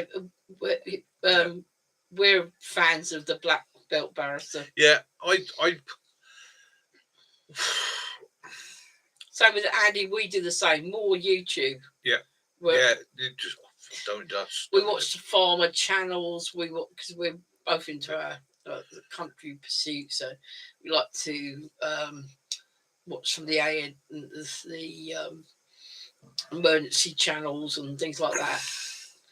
And we're learning today. We're watching one. Not possible, Benny. Someone was doing pest control with terriers. I know not everyone or terriers. Johnny, you're right for brown sauce. Do you need some more sent over? This person is saying that he lives in America, and what he wants to train a honey badger for ratting, and because and it's like, wow, never even thought of that. Yeah, so we started off with prepping tonight, and we've ended up getting onto BBC TV. Yes. Hey, there we go.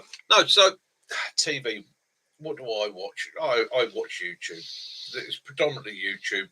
I like to watch other people's videos. I like to see bits about people's lives. I can take any subject I'm interested in, type it in.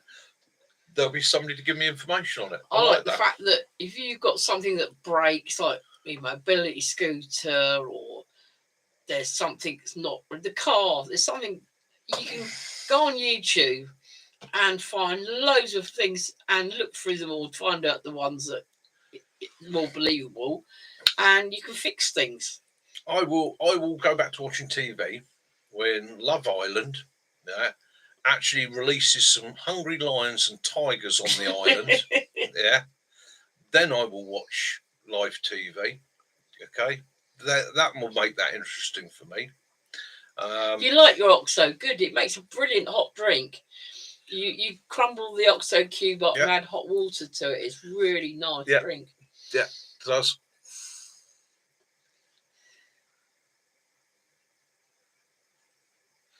Using foxes. Yeah, this one, he's got hold of a zoo in the US.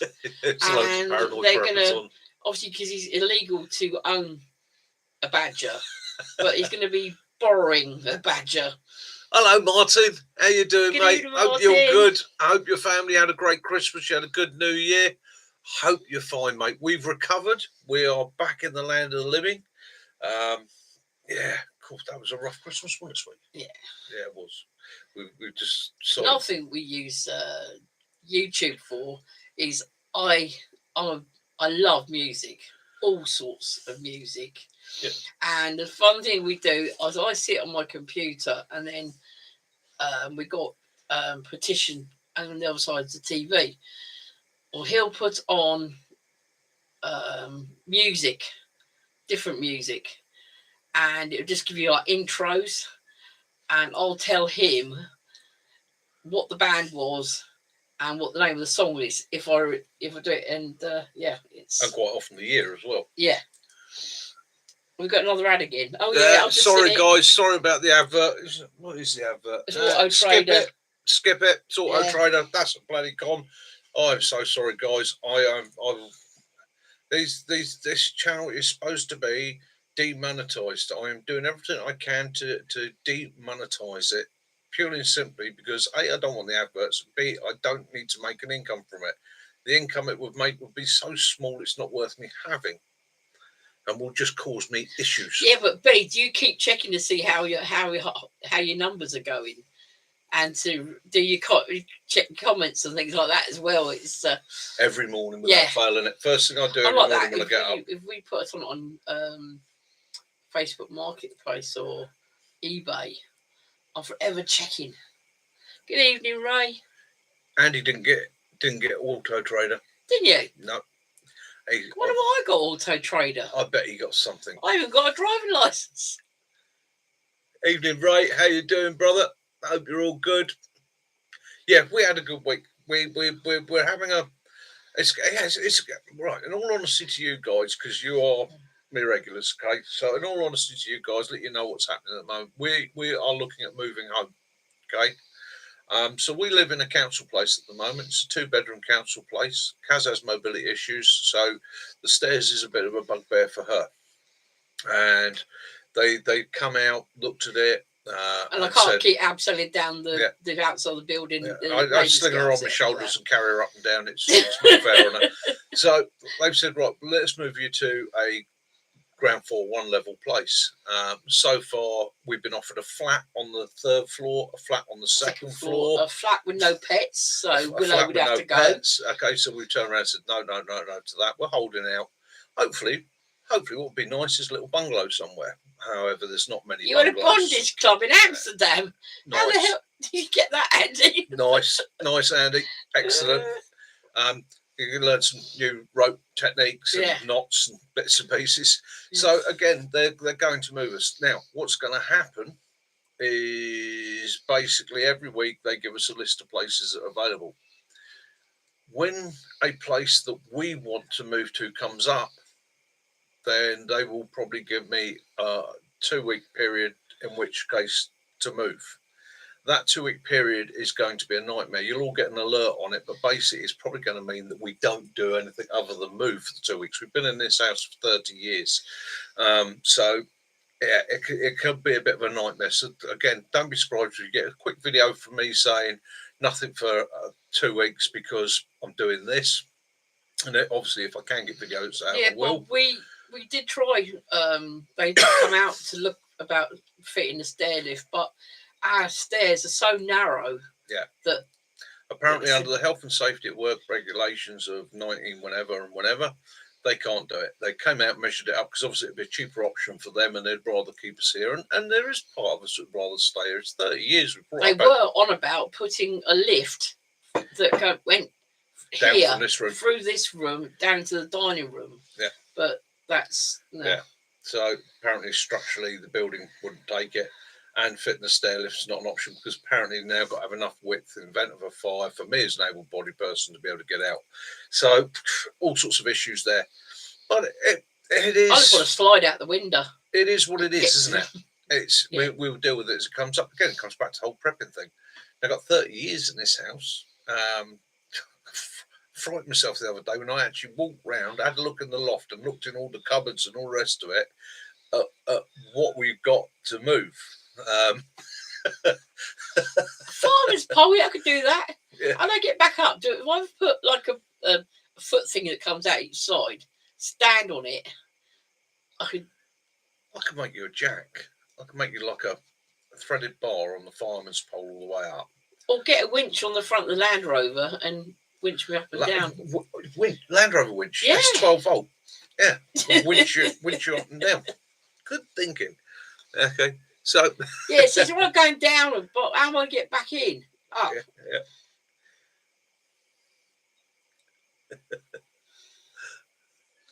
So again, so that's where life's going. So it's a bit hectic at the moment. So hence, like the man cave here, All the stuff's come off the wall.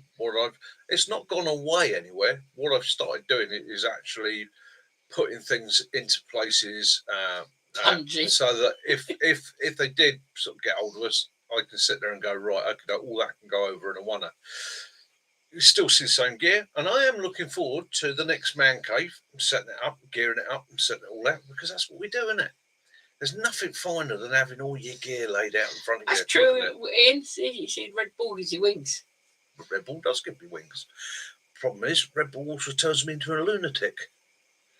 That's the best way to do it, Benny. If you know that this Karen hates you, the best thing to do is give her Christmas cards and be so nice. It really bugs the tits off them. I got one that he's gone now, but it's past. But when we moved here 30 years ago, there was an old boy on the end. Okay. And the first day we moved here, I parked the car. And at the time, I think we had an old Sierra. Yeah, I think it was an old Sierra estate then. And I parked up and I started bringing stuff in, and he walked straight out and he looked at the car, walked around the car. One of your tyres, it's nearly bald. And I said, don't worry about it, mate. I do my own mechanics, so I'm aware of it. I'm going to get it changed. No, you sort that or I'm phoning the police. And what are you doing parking here? It was a public road. So I just looked at him and said, who are you? He said, I live up in so-and-so. I said, oh, wonderful. Well, I've just moved into 69. Right, I've got my eye on you. And that bloke was an absolute pain in the arse for the next 10 years. It literally, if somebody come to visit, he would go out and write their registration number down. Police magazines and put them in his rear window. Shelf, yeah. See, Benny, I had the ideal thing. You could have, you say, Andy said about, James said about a loud motorbike. I had a trike, and it was 436. Yeah, no, I'm trying to think. It's boom trike, and it had as Mitch said, 2.3 V6 out of a 4 Capri engine in it, and it was loud. It had twin what do you call those? Not chrome. It was exhaust. Yeah, they were. I can't think of the. Oh yeah, can't think of the brand now, can you? No, it's not the brand. It's a type, not acrylic. It's like ceramic. No, it was ceramic. The ceramic exhaust on it, and that would have woke them up. That was loud.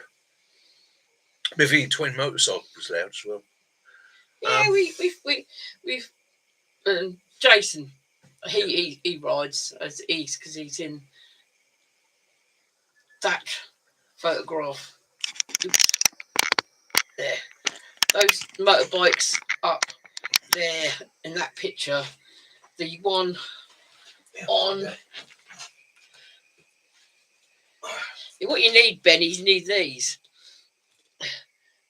This is Mick, and that is Jason, and they're both on XVS 1100s.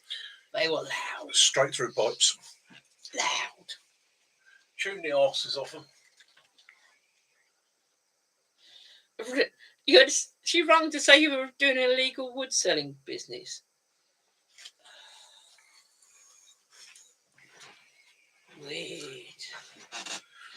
You're telling you got the bubonic plague or something today. Oh my God, I've gone down with diphtheria and things like that. Yeah, there's always one out there like that, Benny. Okay, and what I do, I go ultra nice. I do things like I pop cakes round, biscuits. I be Mr. Ultra Friendly, and I say things like, "Bless you, sweetheart. I know you may not like me. You might not find it in your heart to love me, but I feel for you." I destroys them. It absolutely drives them up the wall. See, you can be your face is saying, "Oh, hello, love," but in your mind, you're threatening the life out of her. So, yeah, they hate it when you're nice. Yeah, bugs them because they expect you to be back in their face and all aggressive and feed them. Yeah, feed their attitude. Feed their attitude. Yeah. I once had a neighbour whose son was a little gobshite, and one day his boy lent his head out of his window and he hurled a load of abuse at me. And I'm not the sort of person to take that, especially then. These days, I'd just look at him and go, "Oh, piss off."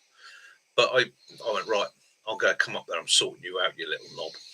And I went stomping up to their place. Loud pipes always save lives. Banged on the front door. I was like, "Get him out of here!"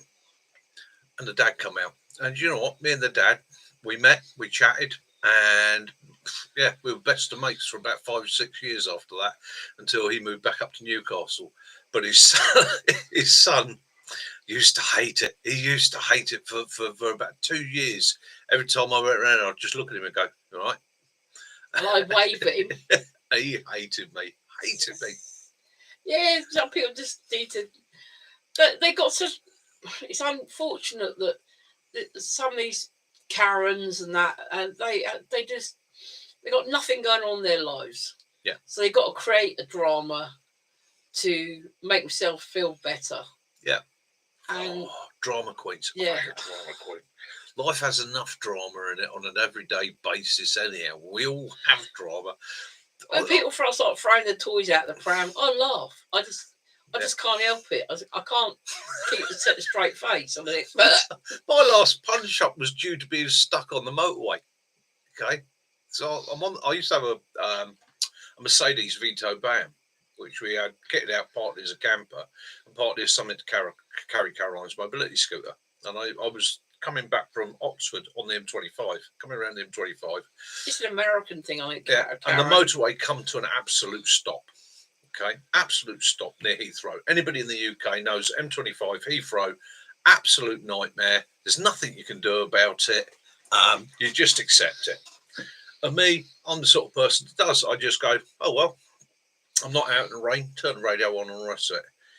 And I looked out the driver's window, looked down, and there's a guy, "And he's gonna ride off the steering wheel. And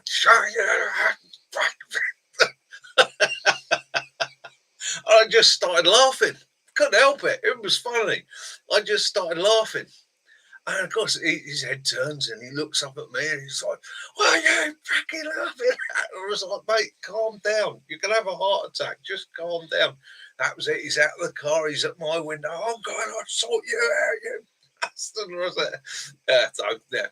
Bump, quiet. And put him back in his car. Right, Benny, good to see you. And sort that out. Enjoy going out with your daughter tomorrow after school. Benny, have a great one, mate. All right. Brooke, isn't it? Yes. Brooke. Say hi to Brooke from us. Yeah. Enjoy doing your video. Have a great time. And don't forget to email. Look forward to seeing it. And yeah, send us an email, mate. Need to contact you. Yeah. Have a great night. And you can let the cat in now because you can let the cat. You can't freak her out if he's not on. Yeah, why do they bash the steering wheel, rip off the flipping? The way the guy was, he was in a BMW, and the way he was going at this steering wheel, all that was going through my head is going, airbag. I just want, if the airbag had gone off, I'd have probably wet myself there and then. It was just, it's just, what can you do? I didn't help the situation by laughing. I probably could have been a bit more sympathetic and just said, "You're all right, mate." Been all caring and loving as we're supposed to be today, Got out, walked down, put my arm around him, gone there. But unfortunately, I'm old and I'm not politically correct, so I just burst out laughing because it was funny. Oh, we can do a video as well. Oh. Well done, Six. Well said. Yeah.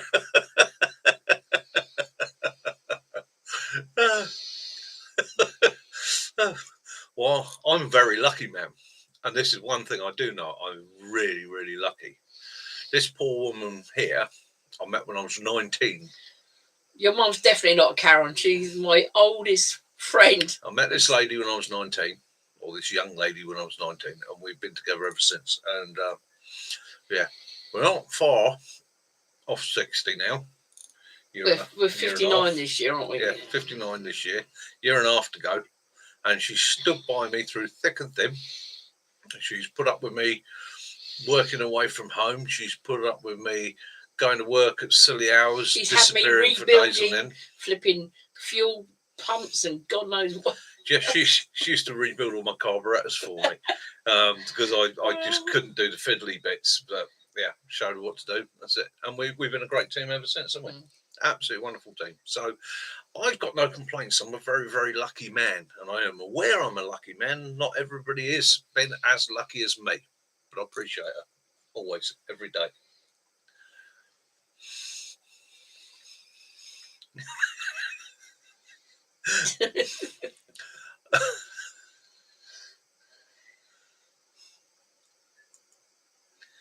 I know. Katrina, I don't know about pushing your mum, but I've carried your mum home. Yeah. Over his shoulder, sobbing. Okay. Yeah, me and your mum have held each other up several times on a drunken night out. John. Yeah. Yeah, it's like a comfy old sofa you just don't want to get rid. Comfy old sofa. Cheers. Checking the padding. Yeah, it's still got a few more years in it yet. Bit lumpy and bumpy in places. The odd spring's gone. Known to creak when you sit on me. Fart on the poor dog at night. Oh. Poor little. Yeah, everyone knows Willow. You know what a buffy thing he is. He sits there and his fur's back like this, and he's like, "What did you do to me?" I can't help it. It's an age-related thing. I'm getting older now. The valves are not quite so sealing. The tutor's going. The valves aren't quite as sealed as they were. Best thing you ever happened to you. Yeah, and again, that comes back to prepping, doesn't it? Yeah. We talk about prepping. Yeah, your partner. He knows I can cook. Well, I can shoot, and I can use a catapult. Well, I used to a lot. So, yeah, teamwork, bounce off one another. No, yeah. There's there's times when I want to do things, and Cass says, "Yeah, you know what? Maybe that's not a good idea." There's times when I say I'm going to change this or I'm going to do that, and she sits there and says, "Well, think about it," and it does. It makes me sit there and think about it. And think, well, maybe I'll just leave that as it is, and it's working. Okay. Can't you say, Mick? There was a time. There was a time last year where I very nearly gave up the channel because I looked at it and I was like, I got a bit down about it. It wasn't growing in the way I thought it would. As with a lot of these things, when you first start a channel, it seems to rip away and then it will slow right down. And you sort of, I got to the point I was like, is this worth it? But I kept going with it because, as Cass said, it doesn't matter. The friends you've got, the friends you're making, the people that are commenting all the time, yeah, you're enjoying it. Keep doing it. And I did. And it's grown and grown and grown. It's like your own,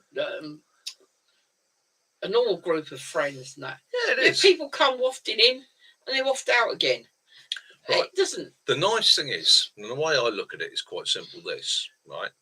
If I took a random name off the list there, BJ, I'm going to be at your house about 4 o'clock tomorrow. Any chance of a cup of coffee and a sandwich, right?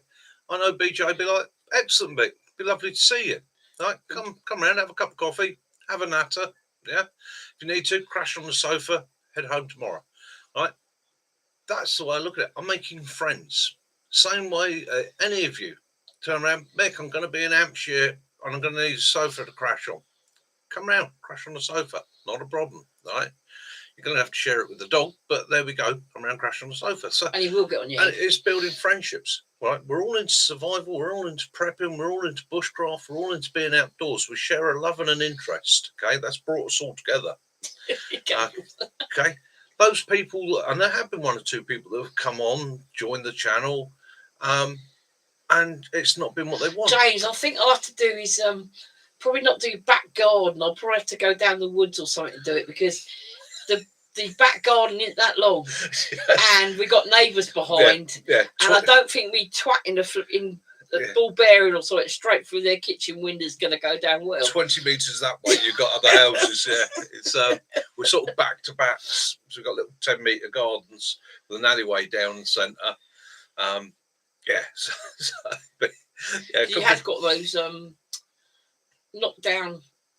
You use for Yeah, air rifle. I've got knockdown targets that I Yeah. use. So yeah, get out and do a bit with that.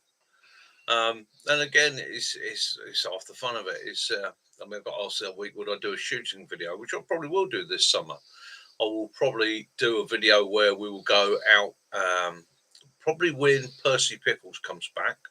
I'll sort out a day where we'll go up to his farm and I'll take up a selection of what I've got in my little armory, and you can have a look at that. I have to be demonetised. YouTube won't like it, but hey ho, there we go. And you were in Farnborough, where the airfield, the Farnborough Air Show is held. Yeah, we're not far from that. We are.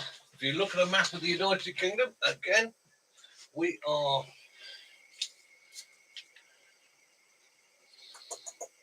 Woking, deep cut, Frimley, Farnborough. We are there. Okay, so we're there. That's London there, about 30 miles away. Near Alverstock. No, he's thinking of Farnborough up north. That's farm. He said that's Hampshire. Oh, where's about is it? Yeah.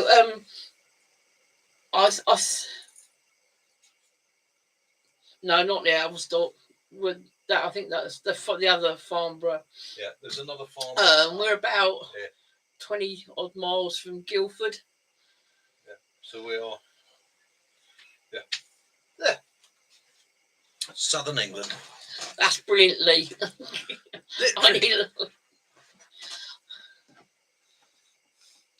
Aye.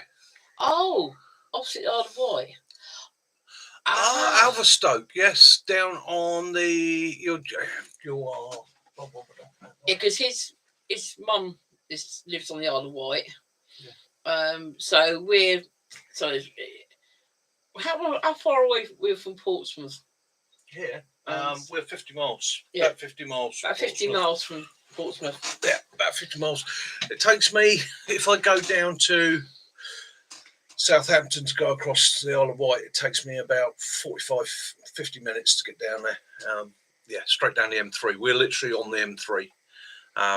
In actual fact, the M3 is about a mile that way.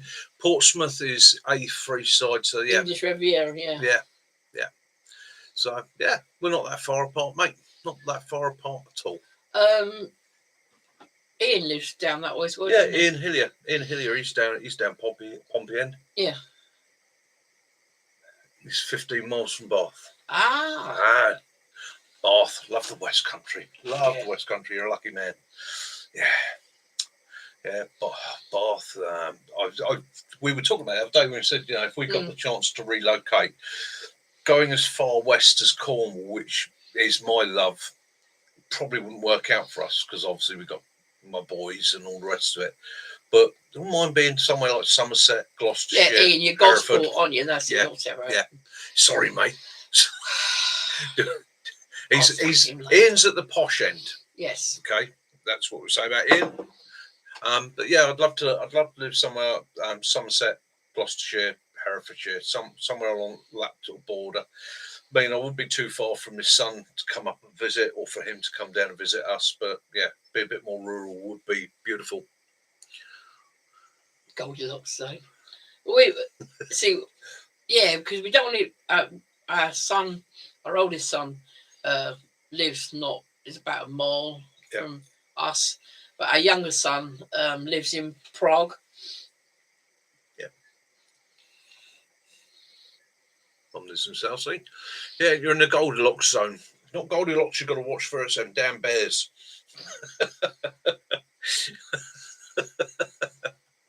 Yeah. Do excuse me, coffee. Watch me because I do like porridge. Yeah. I do like a porridge.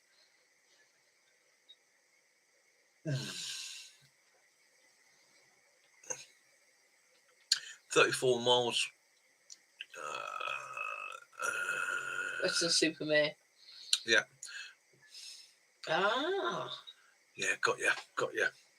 I won't have you on that map, but yeah, I know the rough area you're in. Yeah. Nice area. It's all. You've got a Sam's bit 50 damp up miles there at from the minute, Sheffield. Sam.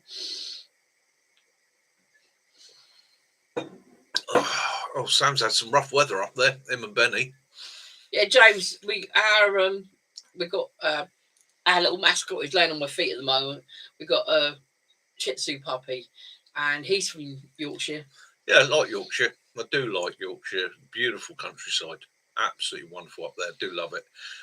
In actual fact, I mean, let's face it, we are very very lucky. Cold down here, Sam. That's the reason why I've got the gloves on. We are very lucky in the UK. We do have some stunning areas, some beautiful zones, and we're also quite diverse. You know, for the size of the UK, bear in mind that in the past, I've done jobs where I've literally driven from one end of this country to the other end. I've gone from south to as far north as humanly possible in a day.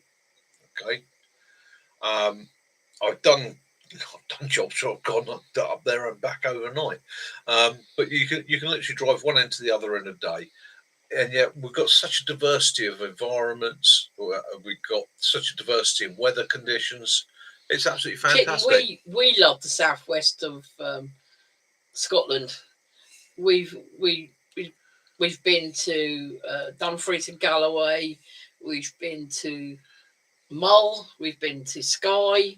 Yeah, all that part of the love country. Scotland. Yeah, I do love Scotland. I want to go back in the next year or two to the Forest of Galloway. No, it's the largest forest we got in the United Kingdom. My last visit there was absolutely stunning. I had a great time. It was a beautiful place to be. I also love the Highlands. I do love the Highlands and the islands. When we're on Skye, we actually saw the Northern Lights, didn't we? Yeah. Beautiful. Applecross. Do you know what? 3 times I've been up in the area to visit where I could have gone and visited Applecross. Each time it's not worked out for us, is it? No. And unfortunately, it's still on the list. I want to do the Applecross Pass. Yeah, the highest pass in the United Kingdom. We stayed at we were on Skye. We stayed at Staffin, and that in 2014 or 17, they had a really big storm, and it took a lot of the sand off the beaches there at Staffin, and they found adult and juvenile footprints of dinosaurs on the rocks, and it's lovely. And we went to bed one evening, and we were there with our son and our border terriers, and it got too warm.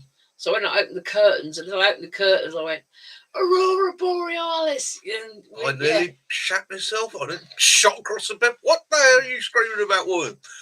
Galloway Forest is in actual fact, amazing. Sticks, there's a plan in it. So if I leave here with Mac, come up, grab Sticks in the Land Rover, will do. I could probably get one more in, so pick up one more up to the Forest of Galloway and do a weekend up there. Well, as I say, Mick's going to be Mick, Mac, and Jason are going to be doing the Penny Fan this year. Yeah, Derek, the richest town in England. In all honesty, mate, it's this monstrosity here. Yeah.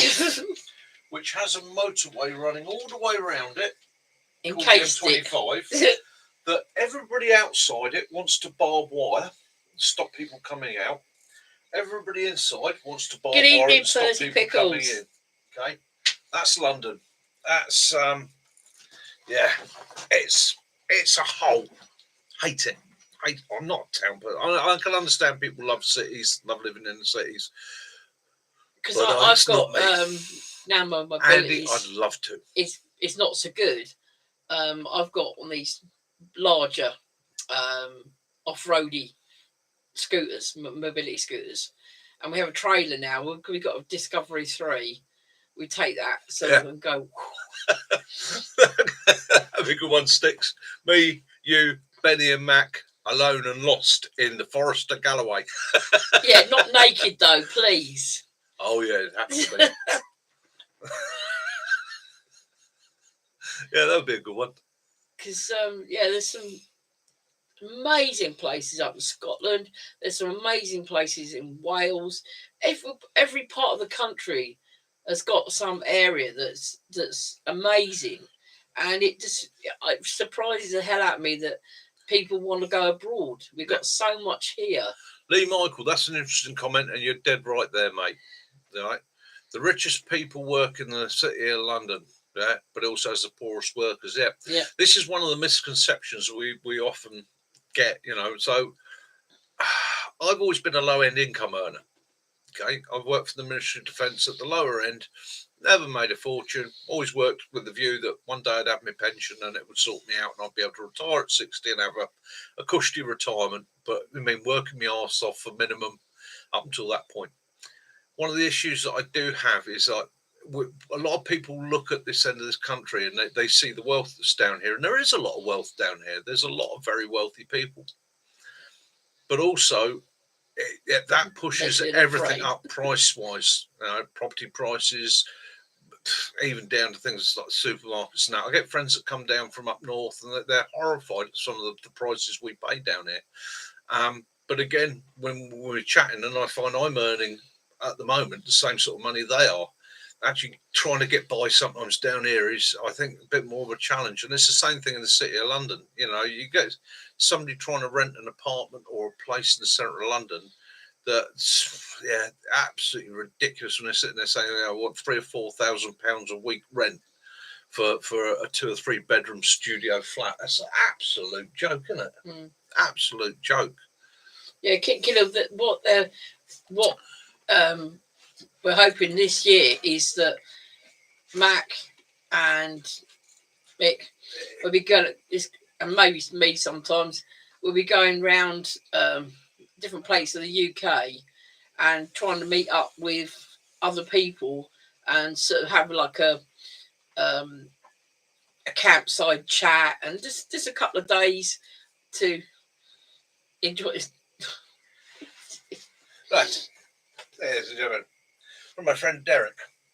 Operation Where the Bloody Hell Are We? Right, so we got Birmingham. It's up here. Okay, so this is the southern southeast quarter of the United France Kingdom. is where that bag is. France is down here. Oh yeah, down. That's why that's Holland and that. So here we have the M25, which runs around the outside of London. Gives you an idea of the size of London in the southeast of England. Big old city. It's about 30 miles from here to here, and 30 miles from here to here. Okay, we ourselves, we live here. Okay, we're in actual fact, if you find the M3, you'll find Farnborough. We are just south of the M3 there. Okay. My mum's on the Isle of Wight, which is this little island down here. She lives at Ryde, which is up here. Okay, Sticks, does that include goals?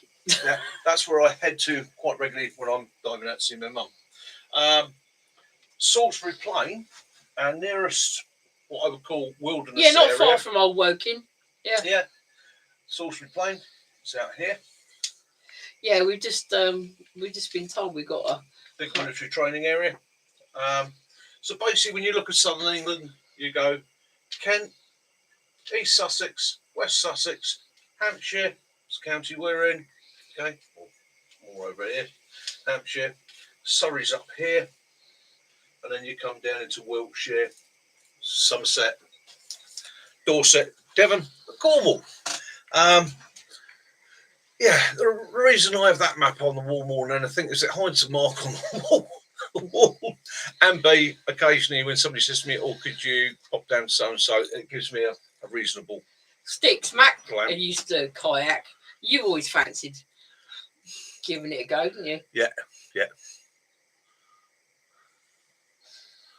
Ah.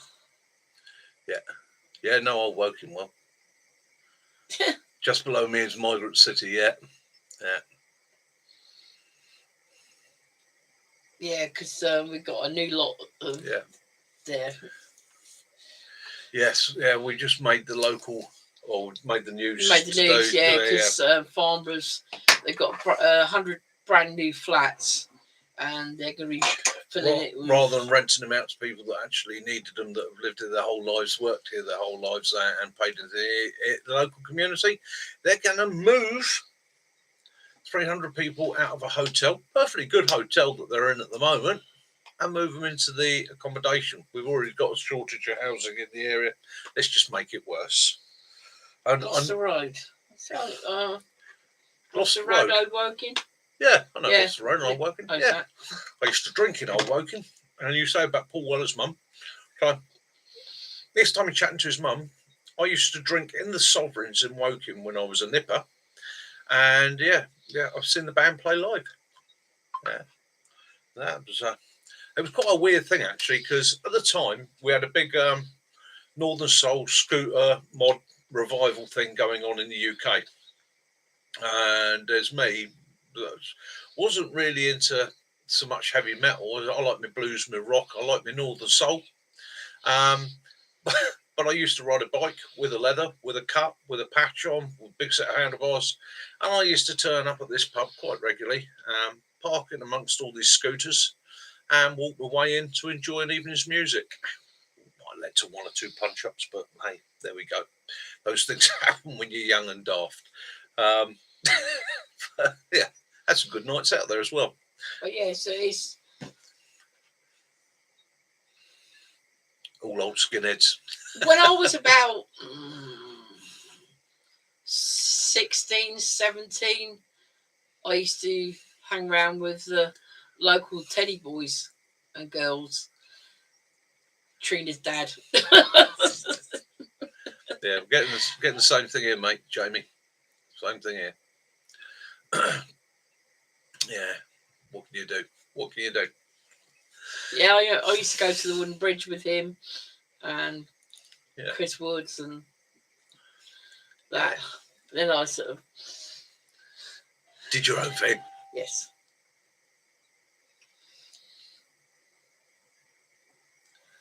Teddy Wars. No, not furries.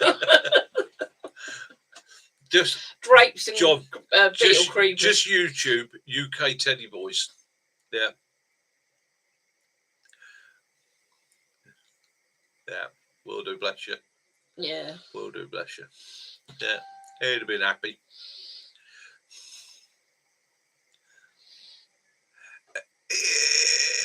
Yeah, we have a teddy suit. Yeah, I know what you mean. Teddy suits. You got the little see-through thingy with the little nickies. Yeah. Less of that. Less of that, young lady. Less of that.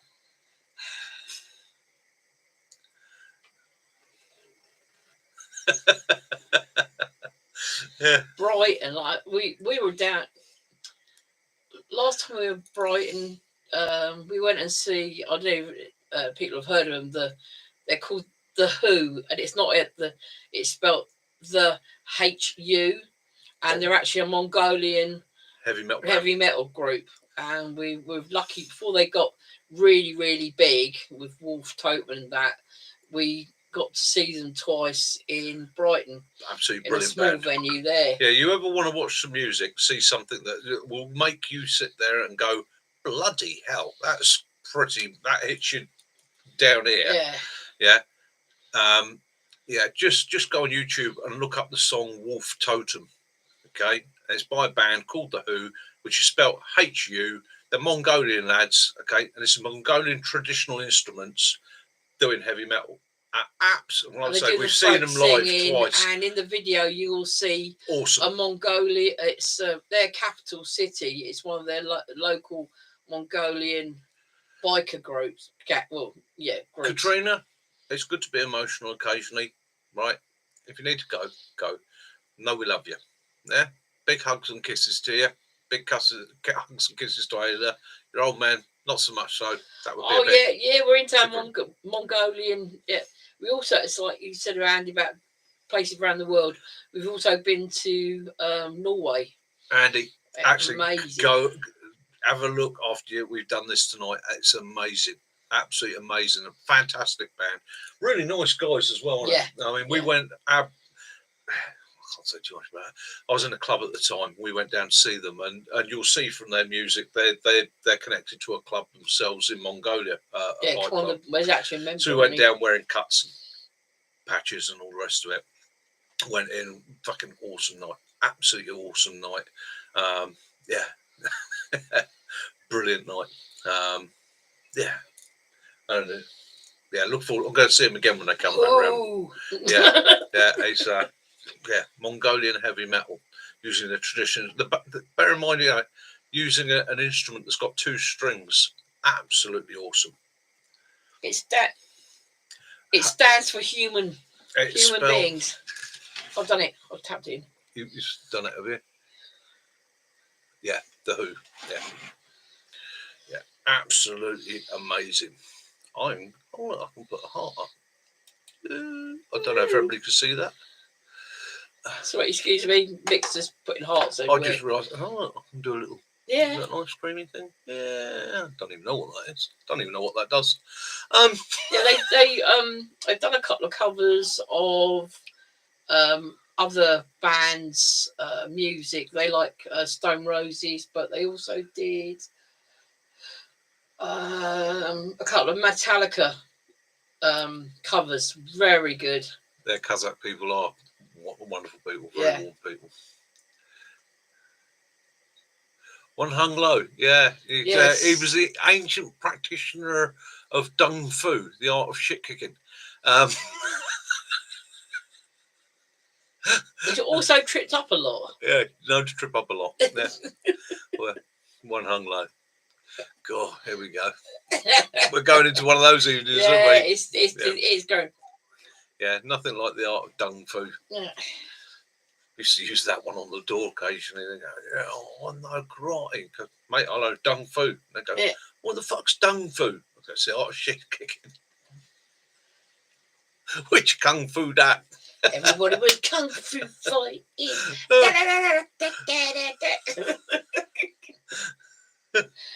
Oh dear. So we start off on a chat on prepping and things like that.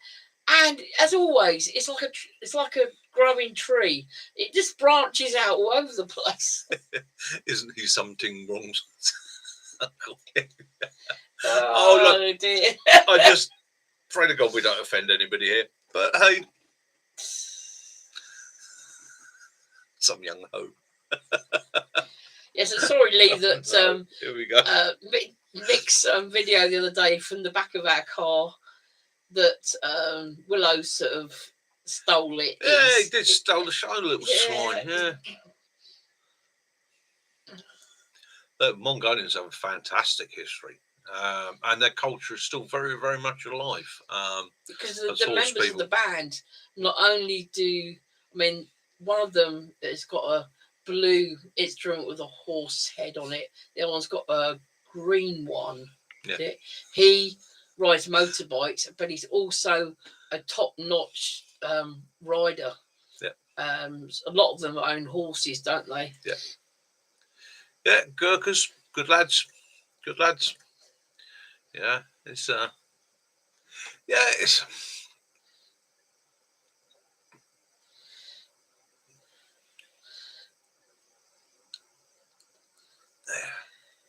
cool. Yeah, I tell you what.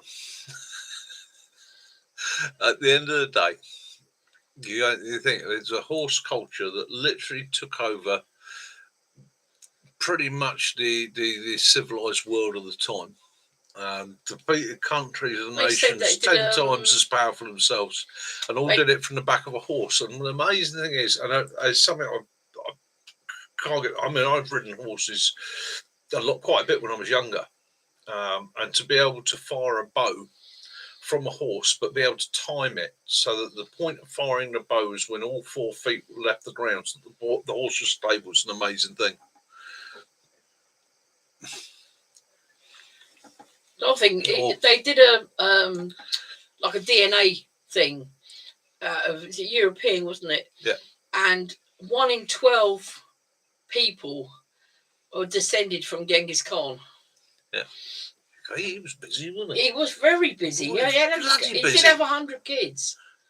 Now, Genghis. Oh, that's a good job they didn't know what the condom was then. Yeah. Yeah, Gurkhas. I mean, done a lot of work with the Gurkhas. Yeah, good lads. Great what they do. I'm not going to disrespect any of them. I will say this much though: I have, as with all cultures, met the good and the bad. I've met one or two that have been fucking lazy buggers. But yeah, they wiped out 10% of the population at one point. They did.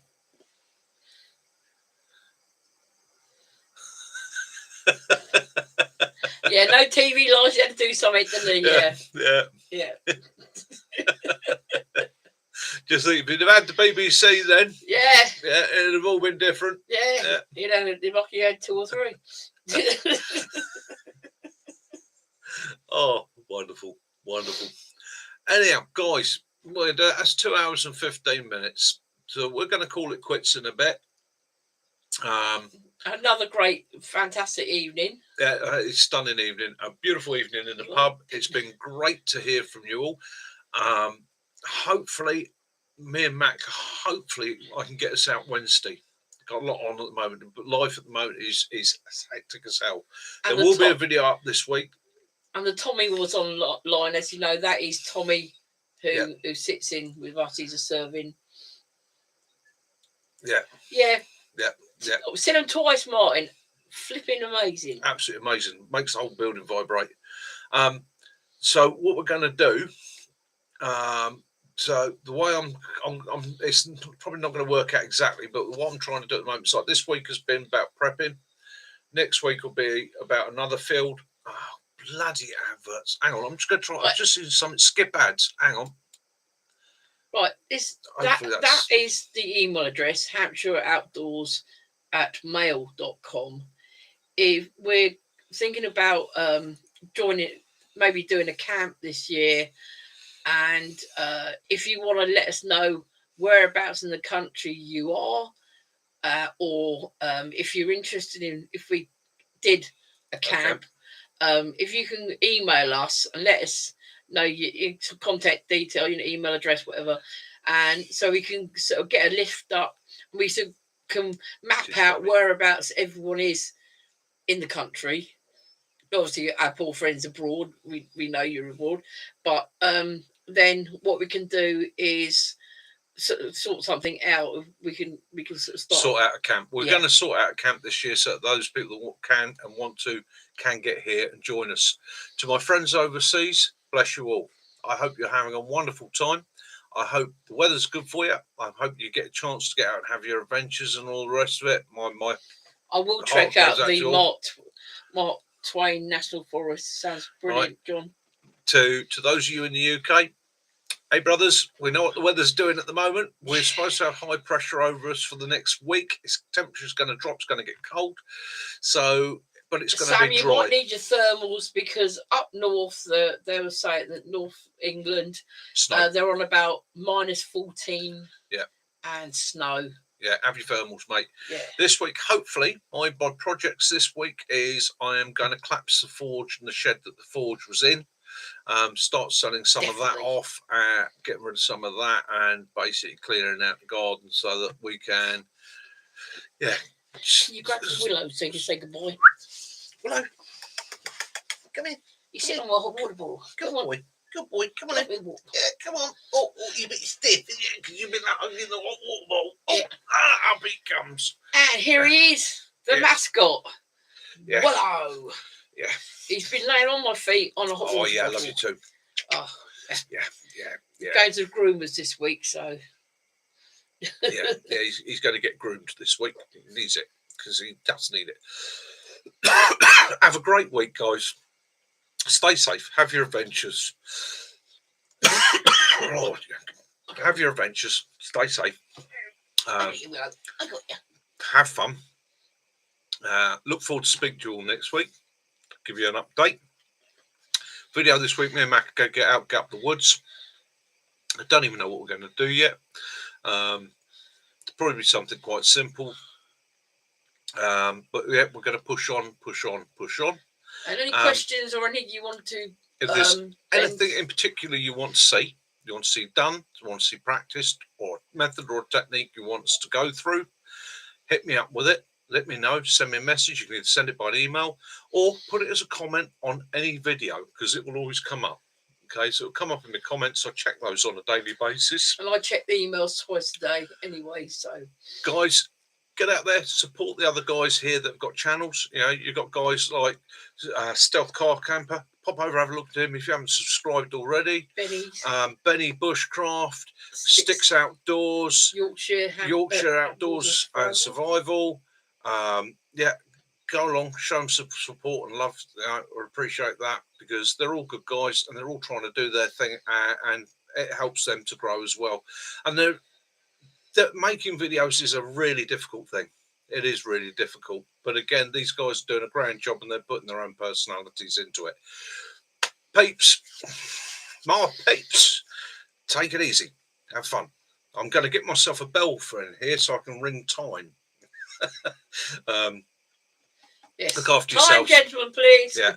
Look after yourselves. Mac, I'll speak to you tomorrow and we will see about Wednesday. What else have we got this week's going on? He's going for a haircut.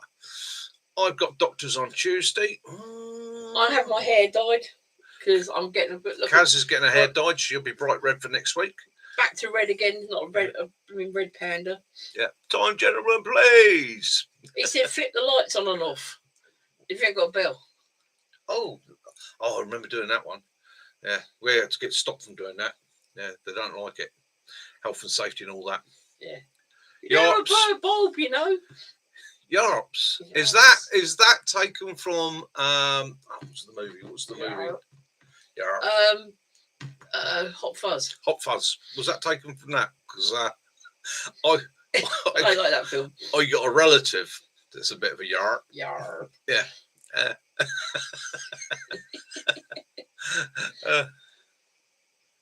From Yarpy. Yarpy. Oh, yes.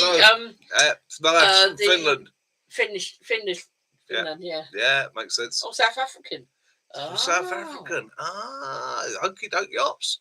Wonderful. Well, here, if you've seen Hot Fuzz, you'll so I'd say I've got a relative.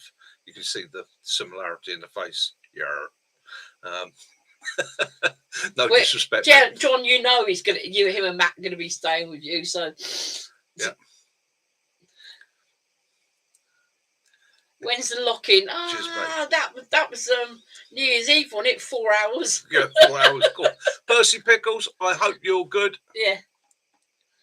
Monday 6 a.m. there. Blimey. Oh, wow. Percy, hit me up when you're coming back. Let us know when you're going to come back. Want to get together with you. Oh, you cuddle. Yeah. Yeah, Martin, nighty night, mate. Sleep well. Have a good one. Have a safe week. Yeah, give my love to your family. Take it easy. And the other thing, Martin, I want to speak to you about doing some. We've got to get together. Yeah, we've got to have a get together because I want to have a chat to you this year. I definitely want to do something involving you and some water. In Hillier, good night, my friend. Take it easy. Percy Pickle He's always drown you, Martin, honestly. It's more likely to be me drowning. Yeah. But yeah, we must meet up to our New Year because we both were ill at Christmas. We haven't had Christmas. Christmas has went past us. We missed that out completely. We wrote that off. Waterboarding, not quite, Sam. No, the UK does not take part in waterboarding. Yeah. We prefer batteries. Can you just imagine him, Mac, and Jason and Tommy in doing a Hawaii 5-0? Where are you going to sit Jason in a canoe? Sorry, Jace. Willow, will you stop licking the plug? I mustn't discuss that too much, eh, John? The dog is licking the plug. We have ways of making you talk. As a very famous German once said. Yes. Yeah. We're going to have a coffee. Yeah, we're going to have a coffee. I've got to take the dog out for a week. Sort him out. Guys, have a wonderful week. Really do. You know, bless you all. Thank you for joining us tonight. You really give us something all week. We look forward to this. Okay. Originally, when I started the channel, it was about doing the videos, and the Sunday night social was just a tag on. Do you know what? I look forward to the Sunday social probably more than anything else throughout the week. Okay, need a bit more than a double kayak. What we do, I want a tractor and a tube. We'll tow that behind the canoe. Jace can sit in that. If we get enough speed up. Yeah, and for Willow, we're going to put him on those Zorb boards. Like a little furry hamster going across the water. But anyway. We'll stop. Next week, won't have the ads. No. I promise you, next week, I will not have the ads. If they have the ads, I'll have to hit him upside the head with something. There's the deal. The promise is this. If next week there is an advert, Caroline... Please don't move your chair anymore. Yeah, Caroline will punch me quite hard in the ear roll. All right, live on YouTube. Okay? Right. Good night, all. Good night. God bless. Love those you do. Forgive those you don't. Peace and light be upon you all. Have a wonderful time. Sam, have a great week, mate. Have a great week. Keep them coming. Guys, take care. This is Mickey and Kaz, Hampshire Outdoors Survival and the Hampshire Old Hunters, wishing you well. Take care. Stay safe. Till next time. Mickey out. Yeah, 'cause he's right under your seat.